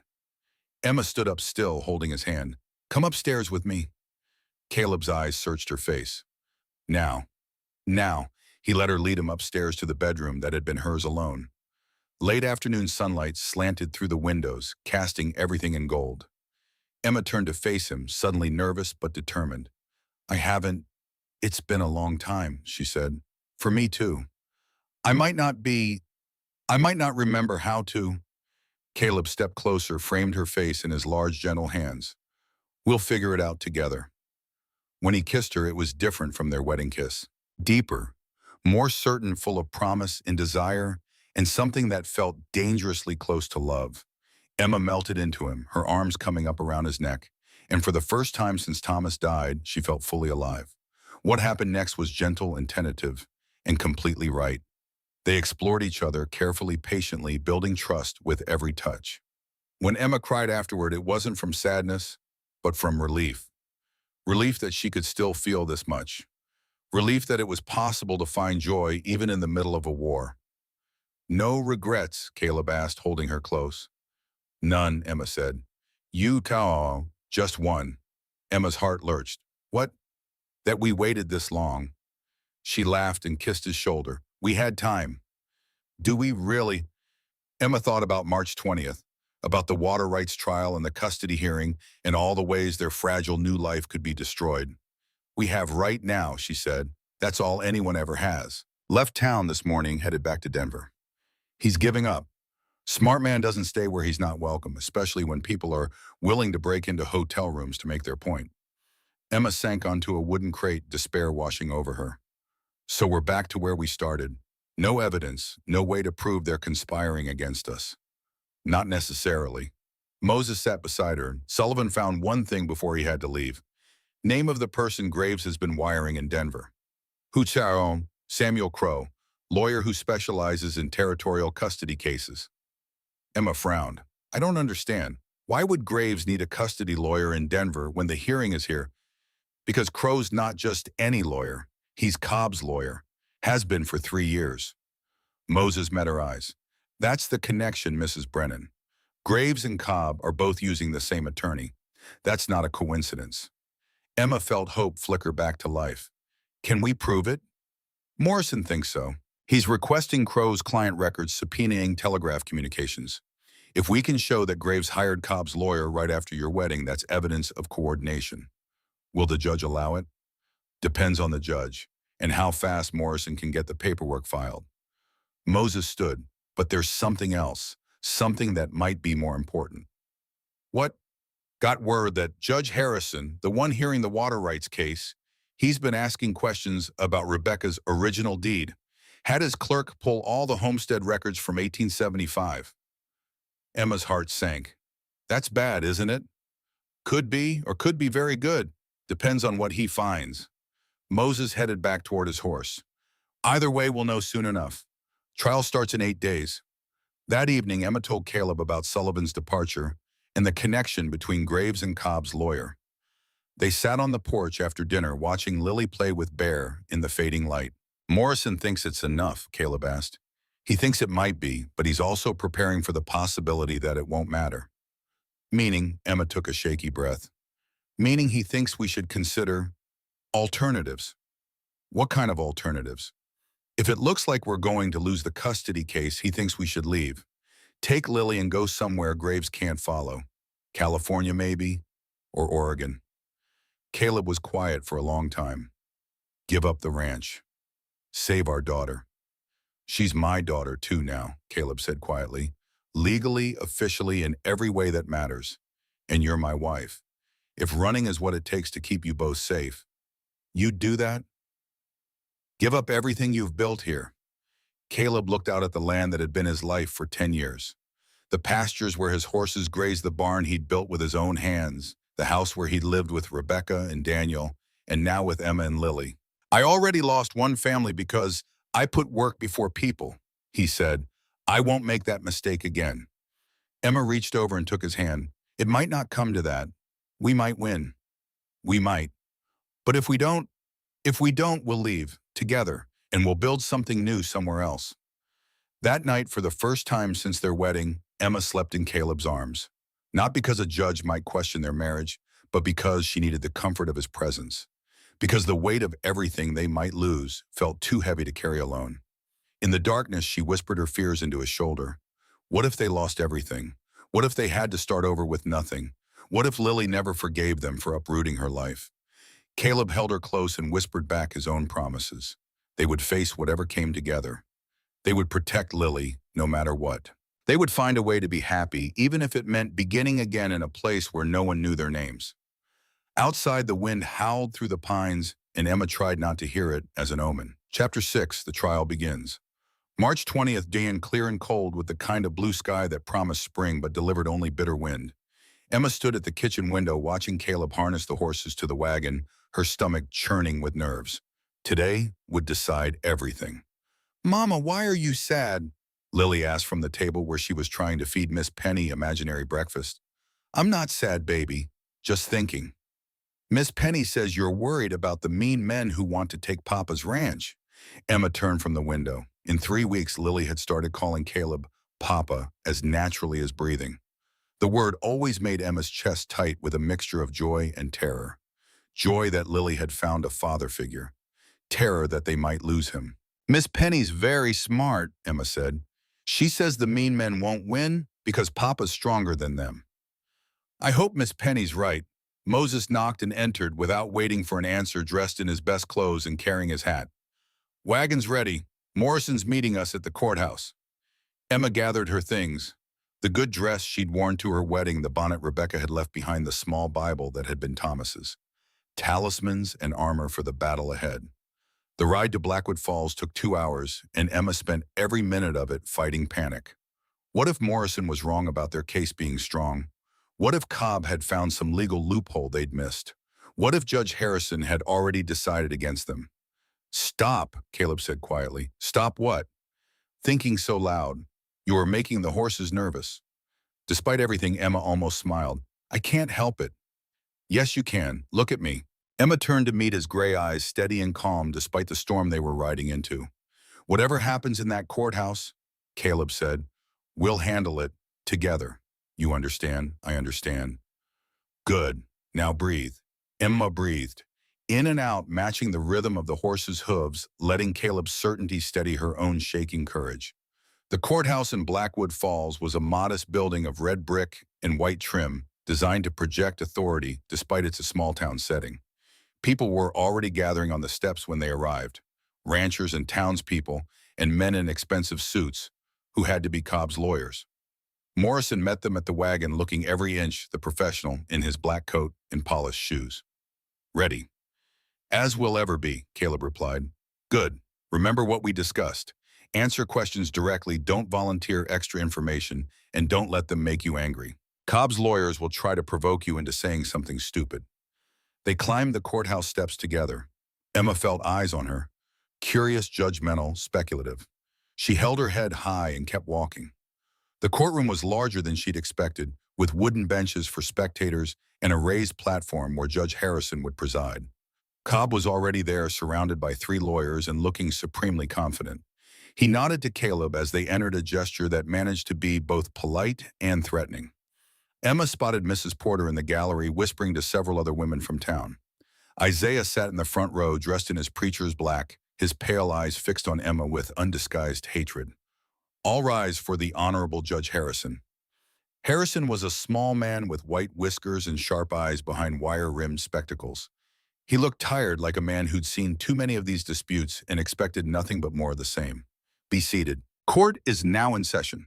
The matter before us today is Denver Land and Cattle Company versus Caleb Brennan regarding water rights to Whisper Creek and its tributaries.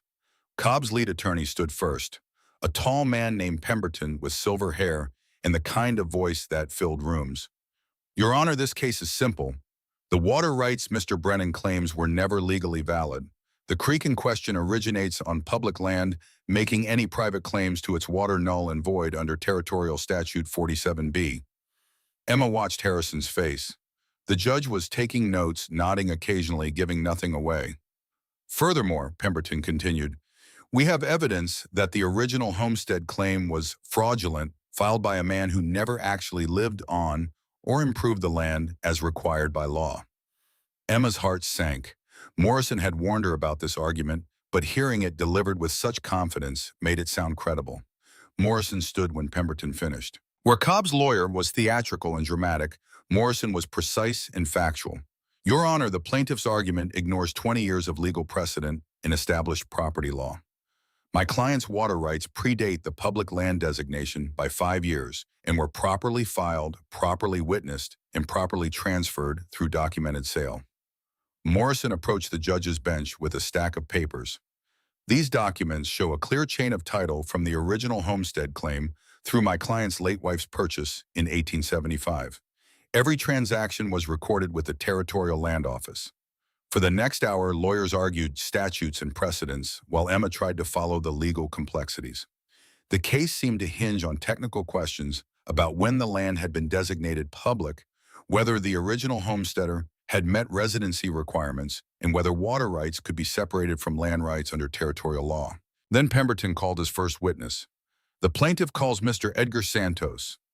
Emma didn't recognize the name, but the man who approached the witness stand was clearly a surveyor, thin, precise, carrying a leather portfolio full of maps. Mr. Santos, you conducted a survey of the disputed creek last month. What did you find? Santos unfolded a map and pointed to various markings. The primary source of Whisper Creek is located here on Section 47 of the territorial grid. This section has been classified as public land since 1872. And the creek bed itself runs approximately 3 miles through public land before entering Mr. Brennan's property. Emma felt Caleb tense beside her. This was bad, very bad. Morrison's cross-examination was thorough but couldn't change the basic facts. The creek did originate on public land. The question was whether that mattered legally. Cobb's second witness was worse. The plaintiff calls Mr. William Casey. Casey was elderly, probably in his 70s, with the leathery skin of a man who'd spent his life outdoors. Emma didn't recognize him, but something about his presence made her nervous. Mr. Casey, you were present during the original homestead filing by Henry Whitman in 1870, were you not? I was. Can you describe the circumstances of that filing? Casey's voice was thin but clear. Henry never lived on that land, not a one day. He filed the claim from a hotel room in Denver, paid me and 2 other men to swear we'd seen him building a cabin and planting crops. Emma's blood went cold. He paid you to lie under oath. Yes, sir, $50 each. More money than I'd seen in years. Morrison was on his feet immediately. Objection, Your Honor. This testimony involves events from 20 years ago with no documentation and no corroborating witnesses. Overruled. The witness may continue. Casey went on to describe a fraud scheme where Henry Whitman had filed multiple fraudulent homestead claims, sold them to unsuspecting buyers, and disappeared with the money. And Rebecca Brennan was one of those buyers. Yes, sir. Sweet lady, but she got taken like all the others. Emma watched Morrison's face. He looked like a man trying not to panic. The cross-examination didn't go well. Casey stuck to his story, providing details that sounded authentic and specific. Morrison managed to establish that Casey had been paid to testify, not by Henry Whitman, but by Denver Land and Cattle Company. But the damage was done. If the original homestead was fraudulent, then Rebecca's purchase was invalid. If her purchase was invalid, then the water rights were meaningless. Court recessed for lunch, and Emma found herself in the hallway trying not to vomit. How bad is it? Caleb asked Morrison. Bad. Casey's testimony was damaging. Even if we can prove he's lying, the judge has to consider the possibility that he's telling the truth. Can we prove he's lying? Morrison looked grim. I'm trying. I've got telegrams out to Denver trying to track down records from 1870. But even if I find something, it might not be enough. Emma leaned against the wall, fighting despair. It's over, isn't it? Not yet. I still have witnesses this afternoon, and Cobb's case isn't perfect either. There are holes in their legal arguments that I can exploit. But Emma could see in Morrison's eyes that he was worried. More worried than he wanted to admit. They ate lunch at the hotel in silence, each lost in their own thoughts. Lily seemed to sense the adult's mood and was unusually quiet, clinging to Miss Penny and asking when they could go home. Soon, baby, Emma promised, hoping it was true. The afternoon session began with Morrison calling Caleb to the witness stand. Emma watched her husband straighten his shoulders and walk forward with quiet dignity. Morrison's questions were straightforward. When had Caleb married Rebecca? What did they know about the property's history? How had they improved and maintained the land? Caleb's answers were honest and direct. He admitted that Rebecca had handled the legal aspects of the purchase, that he hadn't questioned the validity of the water rights, that they'd simply assumed everything was in order. Then Pemberton stood for cross-examination, and Emma knew they were in trouble. Mr. Brennan, you've lived on this property for 10 years, is that correct? Yes. And in all that time, you never questioned whether your water rights were valid. Why would I? My wife was a careful woman. She wouldn't have bought property with questionable rights. But you didn't verify that yourself. Morrison started to object, but Caleb answered before he could. I trusted my wife's judgment, even though, as we have established, she was deceived by a fraudulent homestead claim that hasn't been established.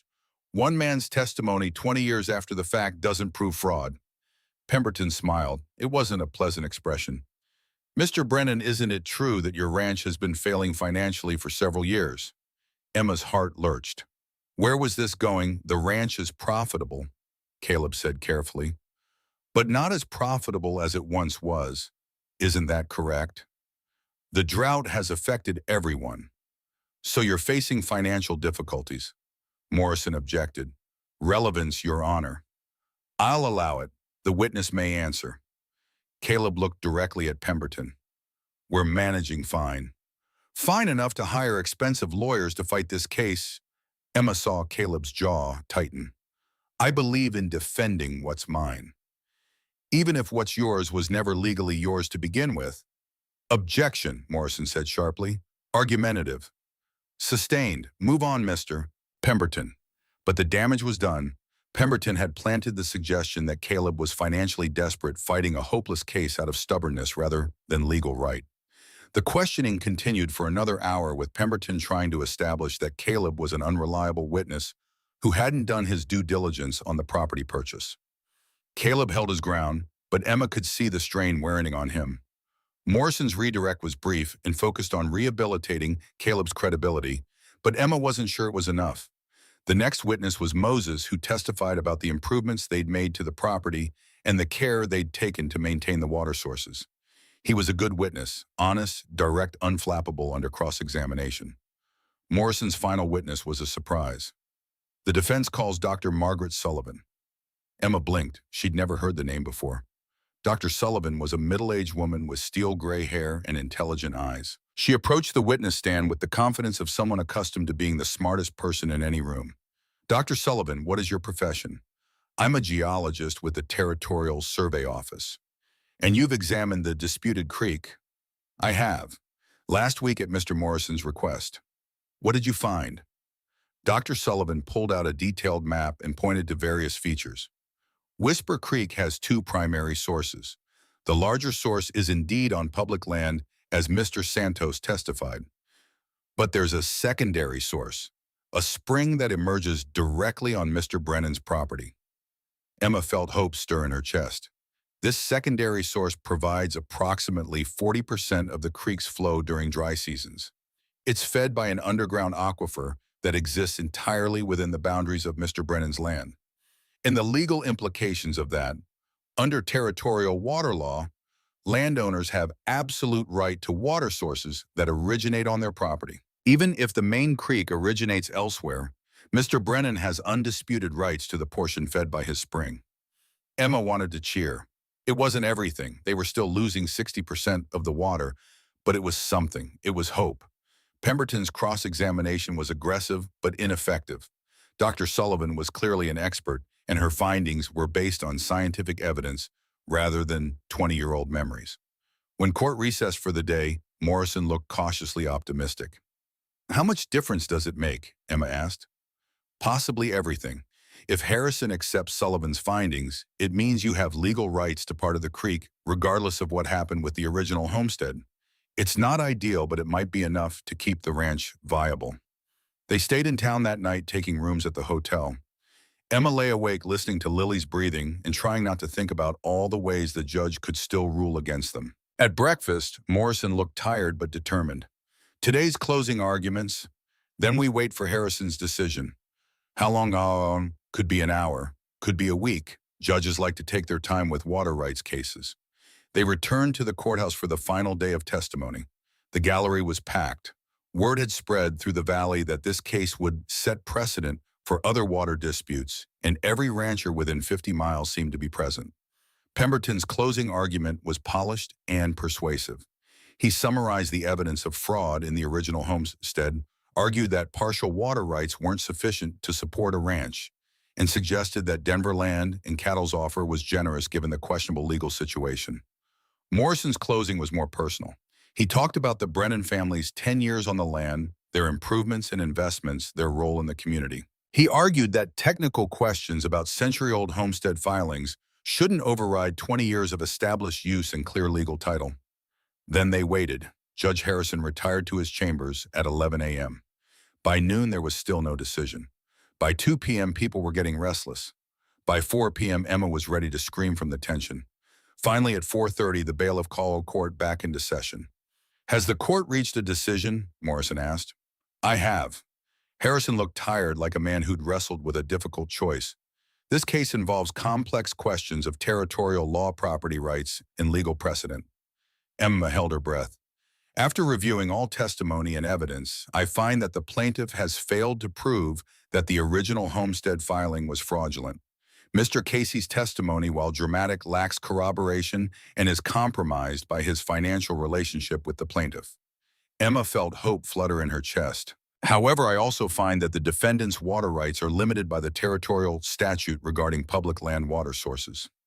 Emma's hope crashed. "Therefore, it is the court's ruling that the defendant, Caleb Brennan, maintains legal right to water originating on his property as identified by Dr. Sullivan's survey. However, he has no legal claim to water originating on public land." Emma tried to calculate what that meant. 40% of the creek during dry seasons. Was that enough? Furthermore, the court finds that Denver Land and Cattle Company's challenge to Mr. Brennan's existing rights was filed in bad faith, apparently as part of a broader scheme to acquire property below market value. Emma blinked. That sounded good. "Therefore, I am awarding Mr. Brennan his legal costs and ordering Denver Land and Cattle to cease any further harassment of the defendant or other ranchers in this valley." Morrison was grinning. Emma looked around confused. Had they won or lost? "What does it mean?" she whispered to Caleb. "It means we keep the ranch," he whispered back. "And Cobb backs off." Emma sagged with relief. They'd won. Maybe not everything, but enough. The ranch would survive, and they'd have time to adapt to the reduced water supply. As they gathered their things, Pemberton approached Morrison.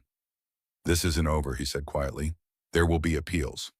"File all the appeals you want," Morrison replied. "Judge Harrison's ruling is solid. You won't overturn it." Outside the courthouse, a small crowd had gathered. Other ranchers wanted to congratulate Caleb, thank Morrison, and celebrate the defeat of Denver Land and Cattle's tactics. Emma smiled and accepted congratulations, but her mind was already racing ahead to March 22nd. The custody hearing was in 2 days. They'd won the first battle, but the war was far from over. Chapter 7. The Greater Fight. The celebration was brief. That evening, back at the ranch, Morrison sat them down for a sobering conversation about the custody hearing. "Winning the water rights case helps," he said. "It shows stability, financial viability. But Judge Whitmore won't care about water law. He'll care about moral fitness." Emma felt a familiar knot of anxiety in her stomach. "What's our strongest argument?" "That you're married to a respectable man living on a successful ranch providing a stable home for Lily. That Isaiah Graves is a bitter man using his position as a minister to pursue a personal vendetta. And our weakest," Morrison sighed, "the rushed marriage, the fact that you slapped a preacher in public, the questions about your late husband's death. Those are all lies." "I know, but Graves has witnesses who'll testify to his version of events. And Whitmore has strong opinions about women who don't conform to his idea of proper behavior." Emma stood and walked to the window. Outside, Lily was playing with Bear in the fading light, her laughter carrying on the evening breeze. The thought of losing her was unbearable. "What do we need to prove?" Caleb asked. "That you're a loving, stable family, that Lily is thriving in your care, that removing her from this environment would be traumatic and unnecessary. Can we do that? If we can keep you from losing your temper on the witness stand." "Yes, Graves is going to try to provoke you, Emma. He's going to say terrible things about your marriage, your character, your late husband. You have to stay calm." Emma turned back to face them. "I'll do whatever it takes." "Good, because there's something else, something that might help us." Morrison pulled out a telegram. "This came through this afternoon. Sullivan's friend in Denver finally tracked down Henry Whitman." Emma's pulse quickened. "The original homesteader. He's alive, living in San Francisco. And he's willing to testify that his homestead filing was legitimate, that Casey is lying. That's wonderful. It would be if this were still about water rights, but for the custody case, it gives us something else. Evidence that Cobb has been paying people to lie under oath. If we can connect that to Graves." "We prove they're conspiring," Caleb finished. "Exactly." Morrison pulled out another paper. I also subpoenaed the telegraph records between Graves and Samuel Crowe in Denver. They show a clear pattern of communication starting the day after your wedding. Emma felt hope building in her chest. Is it enough? It's something. Combined with Henry Whitman's testimony about Casey being a paid liar, it paints a picture of a coordinated effort to destroy your family. The next day passed in a blur of preparation. Morrison coached Emma on how to testify, what questions to expect, how to respond to Graves's accusations without losing her composure. Remember, he said, you're not just defending yourself, you're protecting Lily. Every answer should focus on what's best for her. Emma nodded, but privately she wondered if she was strong enough. Graves had a talent for finding people's weaknesses and twisting the knife. He'd already proved that with his lies about Thomas. That evening, she put Lily to bed and sat with her daughter as she said her prayers. God bless Mama and Papa and Moses and Bear and Princess Butterscotch the Third, Lily recited solemnly. And please don't let the mean men take me away from home. Emma's throat tightened. Who told you about the mean men, baby? I heard Mama and Papa talking, and Miss Penny explained it to me. What did Miss Penny say? Lily held up her doll, speaking in the higher voice she used for Miss Penny's dialogue. She said that sometimes people try to break up families because they're sad and angry inside. But love is stronger than angry, so we don't have to worry. Miss Penny's very wise. She says Uncle Isaiah is angry because he misses Papa Thomas, but he's being mean about it instead of sad about it. Out of the mouths of babes, Emma kissed Lily's forehead and tucked the covers around her. I love you, baby. I love you too, Mama. And I love Papa Caleb. We're going to stay together forever, right? Right, Emma said, praying it was true. March 22nd dawned gray and drizzly, with low clouds that seemed to press down on the world like a lid.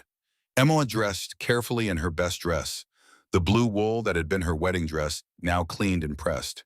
She pinned her hair back severely and practiced keeping her expression calm in the mirror. Today would decide everything. The courthouse was packed again, but with different faces. This time it was mostly women, wives and mothers, who'd come to see the spectacle of a custody fight.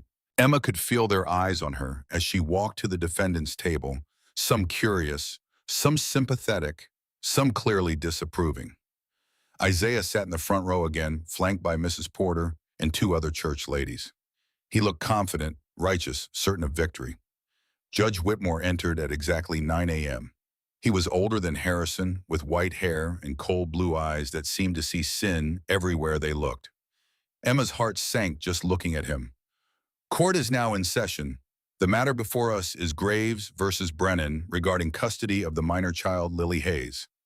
Graves's attorney stood first, a thin man named Caldwell with a reedy voice and sanctimonious manner. Your Honor, this case is about a little girl who deserves a proper Christian upbringing, free from the moral corruption that surrounds her current situation. Emma felt Caleb tense beside her, but she kept her expression neutral. The child's mother, Caldwell continued, has shown a pattern of poor judgment, violent behavior, and moral flexibility that makes her unfit to raise a child. She slapped a minister in broad daylight. She married a stranger within weeks of meeting him. She's living on a remote ranch isolated from proper Christian community. Meanwhile, Reverend Graves offers the child a stable home, moral guidance, and the benefit of a proper religious education. Emma wanted to scream that Isaiah had never offered Lily anything but rejection, but she forced herself to stay silent. Morrison's opening was more restrained. Your Honor, this case is about a mother's love and a child's welfare. Mrs. Brennan is providing her daughter with a safe, loving home on a successful ranch. Lily is thriving under her care, surrounded by people who love her. Reverend Graves, on the other hand, has shown no interest in his niece's welfare until it became convenient for his purposes. His petition is not motivated by concern for the child, but by personal animosity toward her mother. The first witness was Isaiah himself.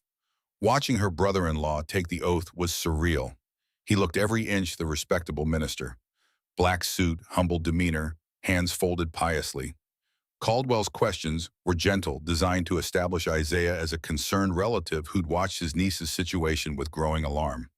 Reverend Graves, what concerns you about Lily's current living situation?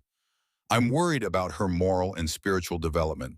She's living in an isolated environment, cut off from Christian community and proper religious instruction. And her mother's behavior. Isaiah's face took on an expression of sorrowful concern. Emma has always been willful.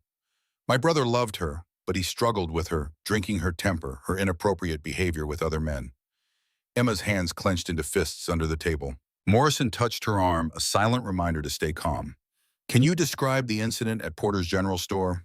Emma struck me in the face without provocation in front of multiple witnesses. It was shocking, violent, not the behavior of a woman fit to raise a child. Emma bit her tongue so hard she tasted blood. The lies continued for an hour. Isaiah painted a picture of Emma as an unstable, violent woman who'd driven her husband to despair and now threatened her daughter's moral development. Morrison's cross-examination was surgical. Reverend Graves, you say you are concerned about your niece's welfare. When did you first offer to help after your brother's death? At the funeral, I made it clear that. Did you offer food shelter money? Isaiah's facade cracked slightly. I offered to take the child, to raise her properly. To take her, not to help the family, to separate a 4-year-old from her mother. The mother was unfit. According to whom had any legal authority declared Mrs. Brennan unfit? No, but had any doctor examined her mental state? Her behavior was evidence enough. Her behavior in seeking food for her starving daughter. Caldwell objected and Whitmore sustained, but the damage was done. Morrison had shown Isaiah's concern for what it really was. A power grab disguised as righteousness. Reverend Graves, you testified that my client struck you without provocation. What were you doing immediately before she struck you? I was expressing my concerns about the child's welfare. Were you attempting to take the child away from her mother? I was offering, were you trying to convince a 4-year-old to leave with you against her mother's wishes? Isaiah's face flushed. I was trying to save that child from. Answer the question. Were you attempting to take a child away from her mother? I was offering her a better life. Morrison nodded as if Isaiah had confirmed exactly what he'd expected. No further questions. The second witness was Mrs. Porter, who testified about Emma's violent behavior and improper living situation. Her testimony was exactly what Emma expected. Biased, judgmental, full of moral outrage. Morrison's cross-examination was brief but effective. He established that Mrs. Porter had refused to sell food to a starving child, that she'd slammed a door into Emma's face, and that her testimony was motivated by embarrassment over her own behavior. The third witness was Thomas Casey, the same man who'd lied about the homestead filing in the water rights case. Emma's heart sank. If Casey was willing to perjure himself for money once he'd do it again. Casey testified that Thomas had confided in him about problems at home. Emma's drinking, her violent temper, her friendships with other men. Thomas was a troubled man in his final weeks, Casey said. He talked about taking drastic action to protect his daughter from her mother's influence. Emma wanted to vomit. Thomas had barely known Casey. They'd spoken maybe 5 times in their entire marriage. But Casey delivered his lies with conviction, and Emma could see they were having an effect on Judge Whitmore. Morrison's cross-examination focused on Casey's credibility. Mr. Casey, you were paid to testify in the water rights case 2 days ago. Were you not? I was compensated for my time. You were paid to lie under oath, weren't you, to claim that Henry Whitman's homestead filing was fraudulent? Caldwell objected, but Whitmore allowed the question. I told the truth as I remembered it. Even though Henry Whitman himself has signed an affidavit stating that his homestead filing was legitimate and that he never met you. Casey squirmed. Memory can be faulty after 20 years. How much were you paid to testify today? Mr. Casey. That's not relevant. How much? $50. $50 to testify that a dead man confided in you about private marital problems. How convenient. Morrison presented Henry Whitman's affidavit establishing that Casey was a professional liar willing to say anything for money. It undermined his credibility, but Emma wasn't sure it was enough. The prosecution rested and Morrison began the defense case. His first witness was Dr. Bennett, the town doctor who treated Lily during her illness. Doctor, what was the child's condition when she was brought to your office in February? Severe malnutrition, dehydration. She was maybe 48 hours from death. And her condition when you examined her 2 weeks ago? Completely recovered, healthy, well-fed, developmentally appropriate for her age. In your medical opinion, is the child receiving proper care in her current home? Absolutely. She's thriving. Morrison's second witness was Moses, who testified about life on the ranch and Emma's care of Lily. The child's happy, Moses said, laughing, playing, learning. She calls Mr. Brennan Papa and means it. She's got a family now, a real family. Caldwell's cross-examination tried to establish that Moses was biased, that he'd say anything to protect his employer. But Moses was unshakable. He'd worked for ranchers for 40 years, he said. He knew the difference between a house and a home. Morrison's third witness was a surprise. Dr. Margaret Sullivan, the geologist from the water rights case. Dr. Sullivan, you spent several days on the Brennan Ranch last week. What did you observe about the family dynamics? I saw a happy, healthy child being raised by parents who clearly love her. The little girl was confident, curious, well-behaved. She showed no signs of trauma or neglect. Did you have any concerns about her welfare? None whatsoever. If anything, I was impressed by how well-adjusted she seemed after everything she'd been through. Finally, Morrison called Emma to the witness stand. This was it. Everything depended on the next hour. Emma walked to the witness stand on legs that felt like water. She could feel every eye in the courtroom on her, could sense the judgment and speculation. She placed her hand on the Bible and swore to tell the truth, knowing that truth might not be enough. Morrison's questions were gentle, designed to let Emma tell her story in her own words. She talked about Thomas's death, about the struggle to survive, about the kindness Caleb had shown to her and Lily. Mrs. Brennan, why did you strike Reverend Graves? Because he was trying to convince my daughter to leave with him. He was frightening her, and I reacted like any mother would to protect her child. Do you regret that action? Emma thought about it. I regret that it was necessary. But I don't regret protecting my daughter from a man who'd let her starve. Morrison nodded. Mrs. Brennan, do you love your daughter more than my own life? And is she happy in her current home? She's happier than she's been since her father died. She has a papa who adores her, a safe place to live, enough food to eat. She's learning to read, to ride horses, to plant gardens. She's a child again instead of just a survivor. The testimony continued for another 20 minutes, with Emma answering questions about her marriage to Caleb, life on the ranch, and her commitment to Lily's welfare. Then Caldwell stood for cross-examination, and Emma braced herself. Mrs. Brennan, how long did you know your current husband before you married him? 3 weeks. 3 weeks, and you felt that was sufficient time to judge his character. I felt it was sufficient time to judge his kindness. Kindness. Is that why you married him? Not love, but kindness. Emma felt heat rise in her cheeks. I married him because he was willing to help me provide a stable home for my daughter. So it was a marriage of convenience, a business arrangement. It was a marriage between two people who cared about a child's welfare, but not a marriage based on love. Morrison objected, but Whitmore allowed the question. Emma met Caldwell's eyes steadily. Mr. Caldwell, I've learned that love takes many forms. The love I have for my husband may have started as gratitude and respect, but it's grown into something deeper. We're building a real marriage, a real family. That's more than many people have. Caldwell tried to shake her testimony about Thomas, about her behavior in town, about her fitness as a mother. But Emma held firm. She answered every question calmly, honestly, never losing her temper even when the questions became insulting. Finally, Caldwell played his trump card. Mrs. Brennan, isn't it true that you abandoned your daughter for 3 days in December while you traveled to Colorado Springs? Emma blinked. That's completely false. I never left Lily alone, and I've never been to Colorado Springs. I have a signed statement from Mrs. Adelaide Porter stating that she saw you board the stage to Colorado Springs on December 15th and that you did not return until December 18th. Then Mrs. Porter is lying. Are you calling a respected member of the community a liar? I'm stating a fact. I was never away from my daughter for 3 days. Mrs. Porter's statement is false.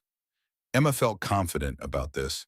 Whatever game Caldwell was playing, she had the truth on her side. But then he produced a hotel register. This is from the Palmer House Hotel in Colorado Springs, December 15th through 17th.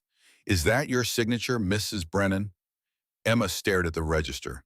The signature looked like hers, similar handwriting, similar style, but she'd never seen the document before. That's not my signature. Are you certain? Emma studied the register more carefully. The handwriting was close but not exact. Someone had tried to forge her signature. I'm certain. That's a forgery. A forgery? How convenient. It's the truth. But Emma could see doubt in Judge Whitmore's eyes. The forged signature looked credible, and without handwriting experts, there was no way to prove it was fake. Morrison's redirect was focused on rehabilitation, but Emma knew the damage was done. Caldwell had planted doubt about her truthfulness, and in a custody case, doubt was dangerous. After Emma stepped down, Morrison called one final witness, Lily herself, and now, Your Honor, the child is old enough to express her preferences about her living situation. Whitmore looked uncomfortable with the idea of putting a 4-year-old on the witness stand, but he allowed it. Lily walked to the witness stand, clutching Miss Penny, her eyes wide with nervousness. The bailiff had to bring a small chair so she could reach the microphone. Morrison's questions were simple and gentle. Lily, do you know why we're here today? Uncle Isaiah wants me to come live with him instead of with Mama and Papa. How do you feel about that? I don't want to. I want to stay home. Where is home? With Mama and Papa Caleb and Moses and Bear and Princess Butterscotch III. Several people in the gallery smiled at that. Are you happy at home? Very happy. Papa taught me to brush horses, and Mama is teaching me to read, and Moses tells me stories about when he was little. Do you love your Mama and Papa? I love them very much, and they love me too. Caldwell's cross-examination was brief. Even he wasn't willing to aggressively question a 4-year-old in front of a judge. Lily, wouldn't you like to live in town where you could go to church and school with other children? I like our church at home. Papa reads Bible stories, and Mama sings hymns while she cooks. But wouldn't you like to be around other children? Lily considered this seriously. Maybe sometimes, but I'd rather stay with my family. Even if Uncle Isaiah could give you nice things. Uncle Isaiah is mean to Mama. I don't like him. Caldwell gave up after that. There was no point in trying to convince a child to testify against her own mother. Closing arguments were brief. Caldwell painted Emma as an unfit mother who'd entered a sham marriage to avoid losing custody. Morrison portrayed Isaiah as a bitter man using his position to pursue a personal vendetta. Then they waited for Whitmore's decision. The judge retired to his chambers at 3 p.m. By 5 p.m. there was still no decision. Court recessed for the day. Emma, Caleb, and Morrison returned to the hotel where Emma paced the room like a caged animal. How do you think it went? She asked for the 10th time.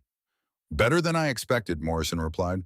Lily's testimony was powerful, and we established that Casey is a professional liar and Mrs. Porter has her own agenda. But the forged hotel register, damaging but not fatal. Whitmore knows people can forge signatures. Emma wasn't reassured. The case felt balanced on a knife's edge, and she had no idea which way it would fall. That night, she lay in Caleb's arms and tried not to think about the possibility of losing Lily. Whatever happens, Caleb whispered in the darkness, we'll handle it. Together. What if he rules against us? Then we appeal, and if we lose the appeal, we run. We run. Emma closed her eyes and tried to find some peace in his certainty. Whatever happened tomorrow, at least she wouldn't face it alone. The next morning, they returned to the courthouse for the verdict. Emma's stomach was churning so badly she couldn't eat breakfast, and her hands were shaking as they took their seats. Judge Whitmore entered at exactly 9 a.m. looking tired and grim. Court is now in session. Has the court reached a decision in the matter of Graves versus Brennan? I have. Whitmore shuffled through his papers. This case involves difficult questions about what constitutes the best interests of a child. Emma held her breath. After reviewing all testimony and evidence, I find myself troubled by several aspects of this case. Emma's heart sank. I am troubled by Reverend Graves' failure to offer assistance to his niece during her time of greatest need. I am troubled by the testimony of Mr. Casey, whose credibility has been severely compromised by his willingness to accept payment for testimony in multiple cases. Emma felt a flicker of hope. I am also troubled by the apparent coordination between Reverend Graves and outside parties with financial interests in the defendant's property. More hope. However, I am also troubled by Mrs. Brennan's hasty marriage and the questions about her behavior in Colorado Springs. The hope crashed. After much consideration, I have reached the following decision. Emma gripped Caleb's hand so tightly her knuckles went white. Custody of the minor child Lily Hayes shall remain with her mother, Emma Brennan, and her stepfather, Caleb Brennan. Emma's knees went weak with relief. However, the court is ordering supervised visitation rights for Reverend Graves to ensure that the child maintains connection with her father's family. Emma's relief curdled into dread. What does that mean? Morrison was already on his feet. Your Honor, given Reverend Graves's behavior toward the child and her mother, supervised visitation poses a risk to the child's emotional welfare. The court's decision stands. Reverend Graves will be allowed to visit with the child for 2 hours every other Sunday with visitation to be supervised by a court-appointed monitor. Emma wanted to object, to argue, to fight, but Caleb's hand on her arm reminded her that they'd won the important battle. Lily would stay with them. Caldwell was already talking about appeals, but Morrison looked confident. He won't overturn this, he said quietly. Whitmore's decision is well-reasoned and well-documented. We won, Emma. Lily is safe. As they left the courthouse, Emma felt dizzy with relief and exhaustion. They'd won. Both cases. The ranch was safe. Lily was safe. Their family was intact. Isaiah approached them on the courthouse steps, his face twisted with rage. This isn't over, he said quietly. I'll find another way. No, you won't, Caleb said, stepping between Isaiah and Emma. You'll accept the court's decision and leave my family alone. Because if you don't, I'll make sure everyone in this territory knows exactly what kind of man you really are. Isaiah looked like he wanted to argue, but something in Caleb's eyes made him reconsider. He turned and walked away without another word. That evening back at the ranch, they celebrated quietly. Moses had prepared a special dinner, and even Bear seemed to sense the good news, wagging his tail and begging for scraps. Mama, Lily said as Emma tucked her into bed, are the mean men gone now? Yes, baby.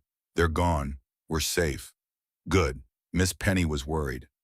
Miss Penny doesn't need to worry anymore. None of us do. Emma kissed her daughter goodnight and went downstairs to find Caleb on the porch looking out at the stars. Hard to believe it's over, she said, settling into the chair beside him. Not over. Just beginning. What do you mean? Caleb turned to look at her, and in the starlight, she could see something in his eyes that made her breath catch. I mean, we have the rest of our lives to figure out what we're building here. The three of us together. Emma reached for his hand. I love you, she said, and realized with surprise that it was true. Completely, absolutely, forever true. I love you too, he said. Both of you. My family. They sat in comfortable silence, holding hands, listening to the night sounds of the ranch around them. Inside, Lily slept peacefully, surrounded by safety and love. The future stretched ahead of them, full of possibilities. They'd fought for their chance at happiness, and they'd won. Now they just had to live it. Epilogue. 5 years later. Emma stood in the doorway of the schoolhouse, watching Lily help the younger children with their reading. At 9 years old, her daughter had grown into a confident, caring girl who loved books and horses and helping her mother in the garden. The school had been Emma's idea, built 2 years ago when more families began settling in the valley. The victory over Denver land and cattle had encouraged other ranchers to resist corporate pressure, and the community had grown stronger as a result. Ready to go home? Emma asked as the last of the children gathered their things. Almost, Mama. Jenny's having trouble with her letters. Emma watched as Lily patiently worked with a 6-year-old, sounding out words and offering gentle encouragement. Her daughter had inherited Thomas's kind heart and Caleb's quiet strength, becoming the kind of person who made the world a little better just by being in it. The ride home took 20 minutes through country that had grown familiar and beloved. The ranch had prospered in the 5 years since the water rights case expanded with careful investments and hard work. They'd added cattle to go with the horses, built a proper barn, and even installed one of those new windmills to supplement the creek water. But the biggest change was the addition to the main house, 2 new bedrooms to accommodate the growing family. Emma smiled as the ranch came into view, and she saw Caleb in the corral with their 3-year-old son, Daniel. The boy was a miniature version of his father, all dark hair and gray eyes and stubborn determination to do everything by himself. Papa, Lily called, jumping down from her horse. I helped Jenny read a whole story today. Did you? That's wonderful, sweetheart.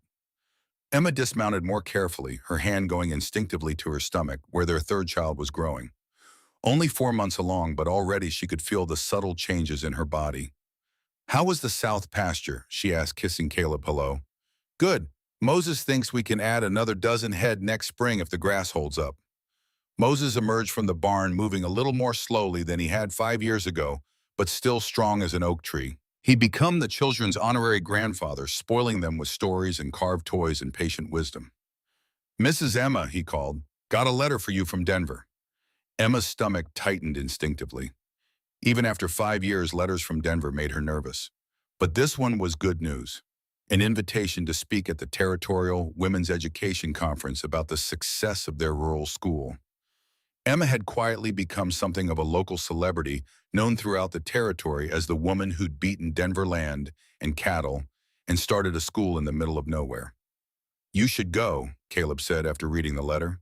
"You've earned the recognition." "I don't know, with the baby coming." "The baby's not due until December. The conference is in August. You'll be fine." Emma considered it. The idea of traveling to Denver, of speaking to educated women about education and community building, was both terrifying and thrilling. "Maybe," she said. "Let me think about it."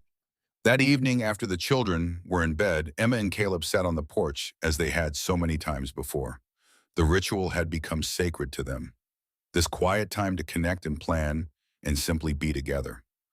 "I got a letter today too," Caleb said. "From Morrison." Emma looked up, curious. They still corresponded with their lawyer occasionally, mostly social letters about his family and career. "Isaiah's dead." Emma felt a complex mix of emotions: relief, sadness, something that might have been pity. "How toi? Heart attack. 3 weeks ago, apparently. Morrison thought we should know."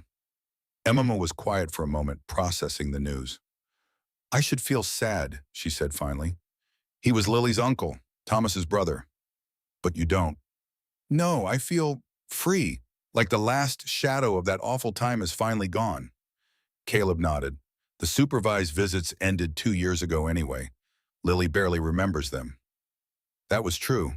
Judge Whitmore had terminated Isaiah's visitation rights after the court monitor reported that the visits were distressing to the child and provided no benefit. Isaiah had tried to use the time to turn Lily against Emma and Caleb, and when that failed, he'd lost interest. "Do you think we should tell Lily?" "Maybe when she's older. For now, let her be a child." They sat in comfortable silence, watching the stars emerge in the darkening sky. So much had changed since that first night when Emma had been a desperate widow and Caleb a broken widower. Now they were partners, lovers, parents, friends. They'd built something beautiful together. "Emma," Caleb said quietly, "do you ever wonder what would have happened if I hadn't seen you outside Porter's store that day?" Emma considered it. "You mean if some other stranger had helped us? Or if no one had helped? If things had gone differently?" Emma reached for his hand. "I try not to think about it. It's too frightening. But do you ever wish things had been different, that you'd had more time to grieve? Thomas, more time to make choices for yourself?" Emma turned to look at him in surprise. "Do you wish that?" "No, God, no, sometimes I wonder if I took advantage of your desperation. If I pushed you into something you weren't ready for." Emma stood and moved to the porch railing, looking out at the land they'd built their life on. "Caleb, do you know what I remember most about that day in Porter's store?" "What?" "The way you looked at Lily, like she mattered, like her life had value even though she was just a starving child with nothing to offer in return." Emma turned back to face him. "I'd been begging for help for weeks, and everyone looked right through us, but you saw us, really saw us."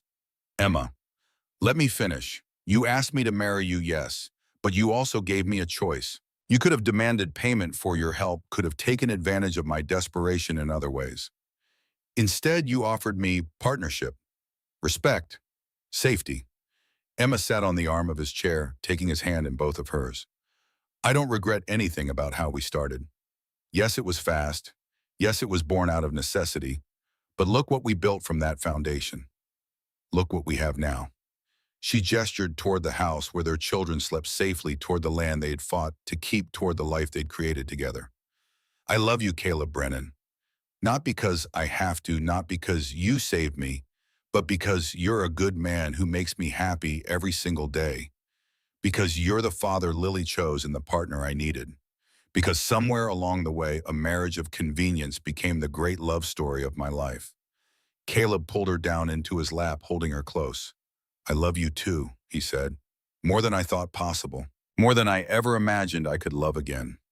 They held each other in the darkness or drowned by the peace they'd fought so hard to win. Inside the house, Lily was probably reading under her covers by lamplight, and Daniel was sprawled across his bed with one foot hanging off the edge, and their unborn child was growing strong in Emma's womb. 5 years ago, Emma had been prepared to die for her daughter's sake. Tonight, she was living for all of them, for the family they'd become, for the future they were building, for the love that had surprised them both with its depth and strength. It had been a long journey from that desperate morning outside Porter's store to this moment of perfect peace, a journey through fear and hope, desperation and joy, loss and discovery. But they'd made it, together. And whatever challenges the future might bring, Emma knew they'd face them the same way, hand in hand, heart to heart, one day at a time. The stars wheeled overhead, the same stars that had witnessed their first desperate bargain and their quiet wedding and all the moments of doubt and fear and love that had brought them to this place. Emma Brennan was home. The end. Author's note: this story of approximately 22,000 words should provide about 1.5 hours of reading time. It follows Emma and Caleb from their desperate first meeting through their legal battles to their ultimate triumph and happiness, exploring themes of survival, redemption, family, and the many forms love can take.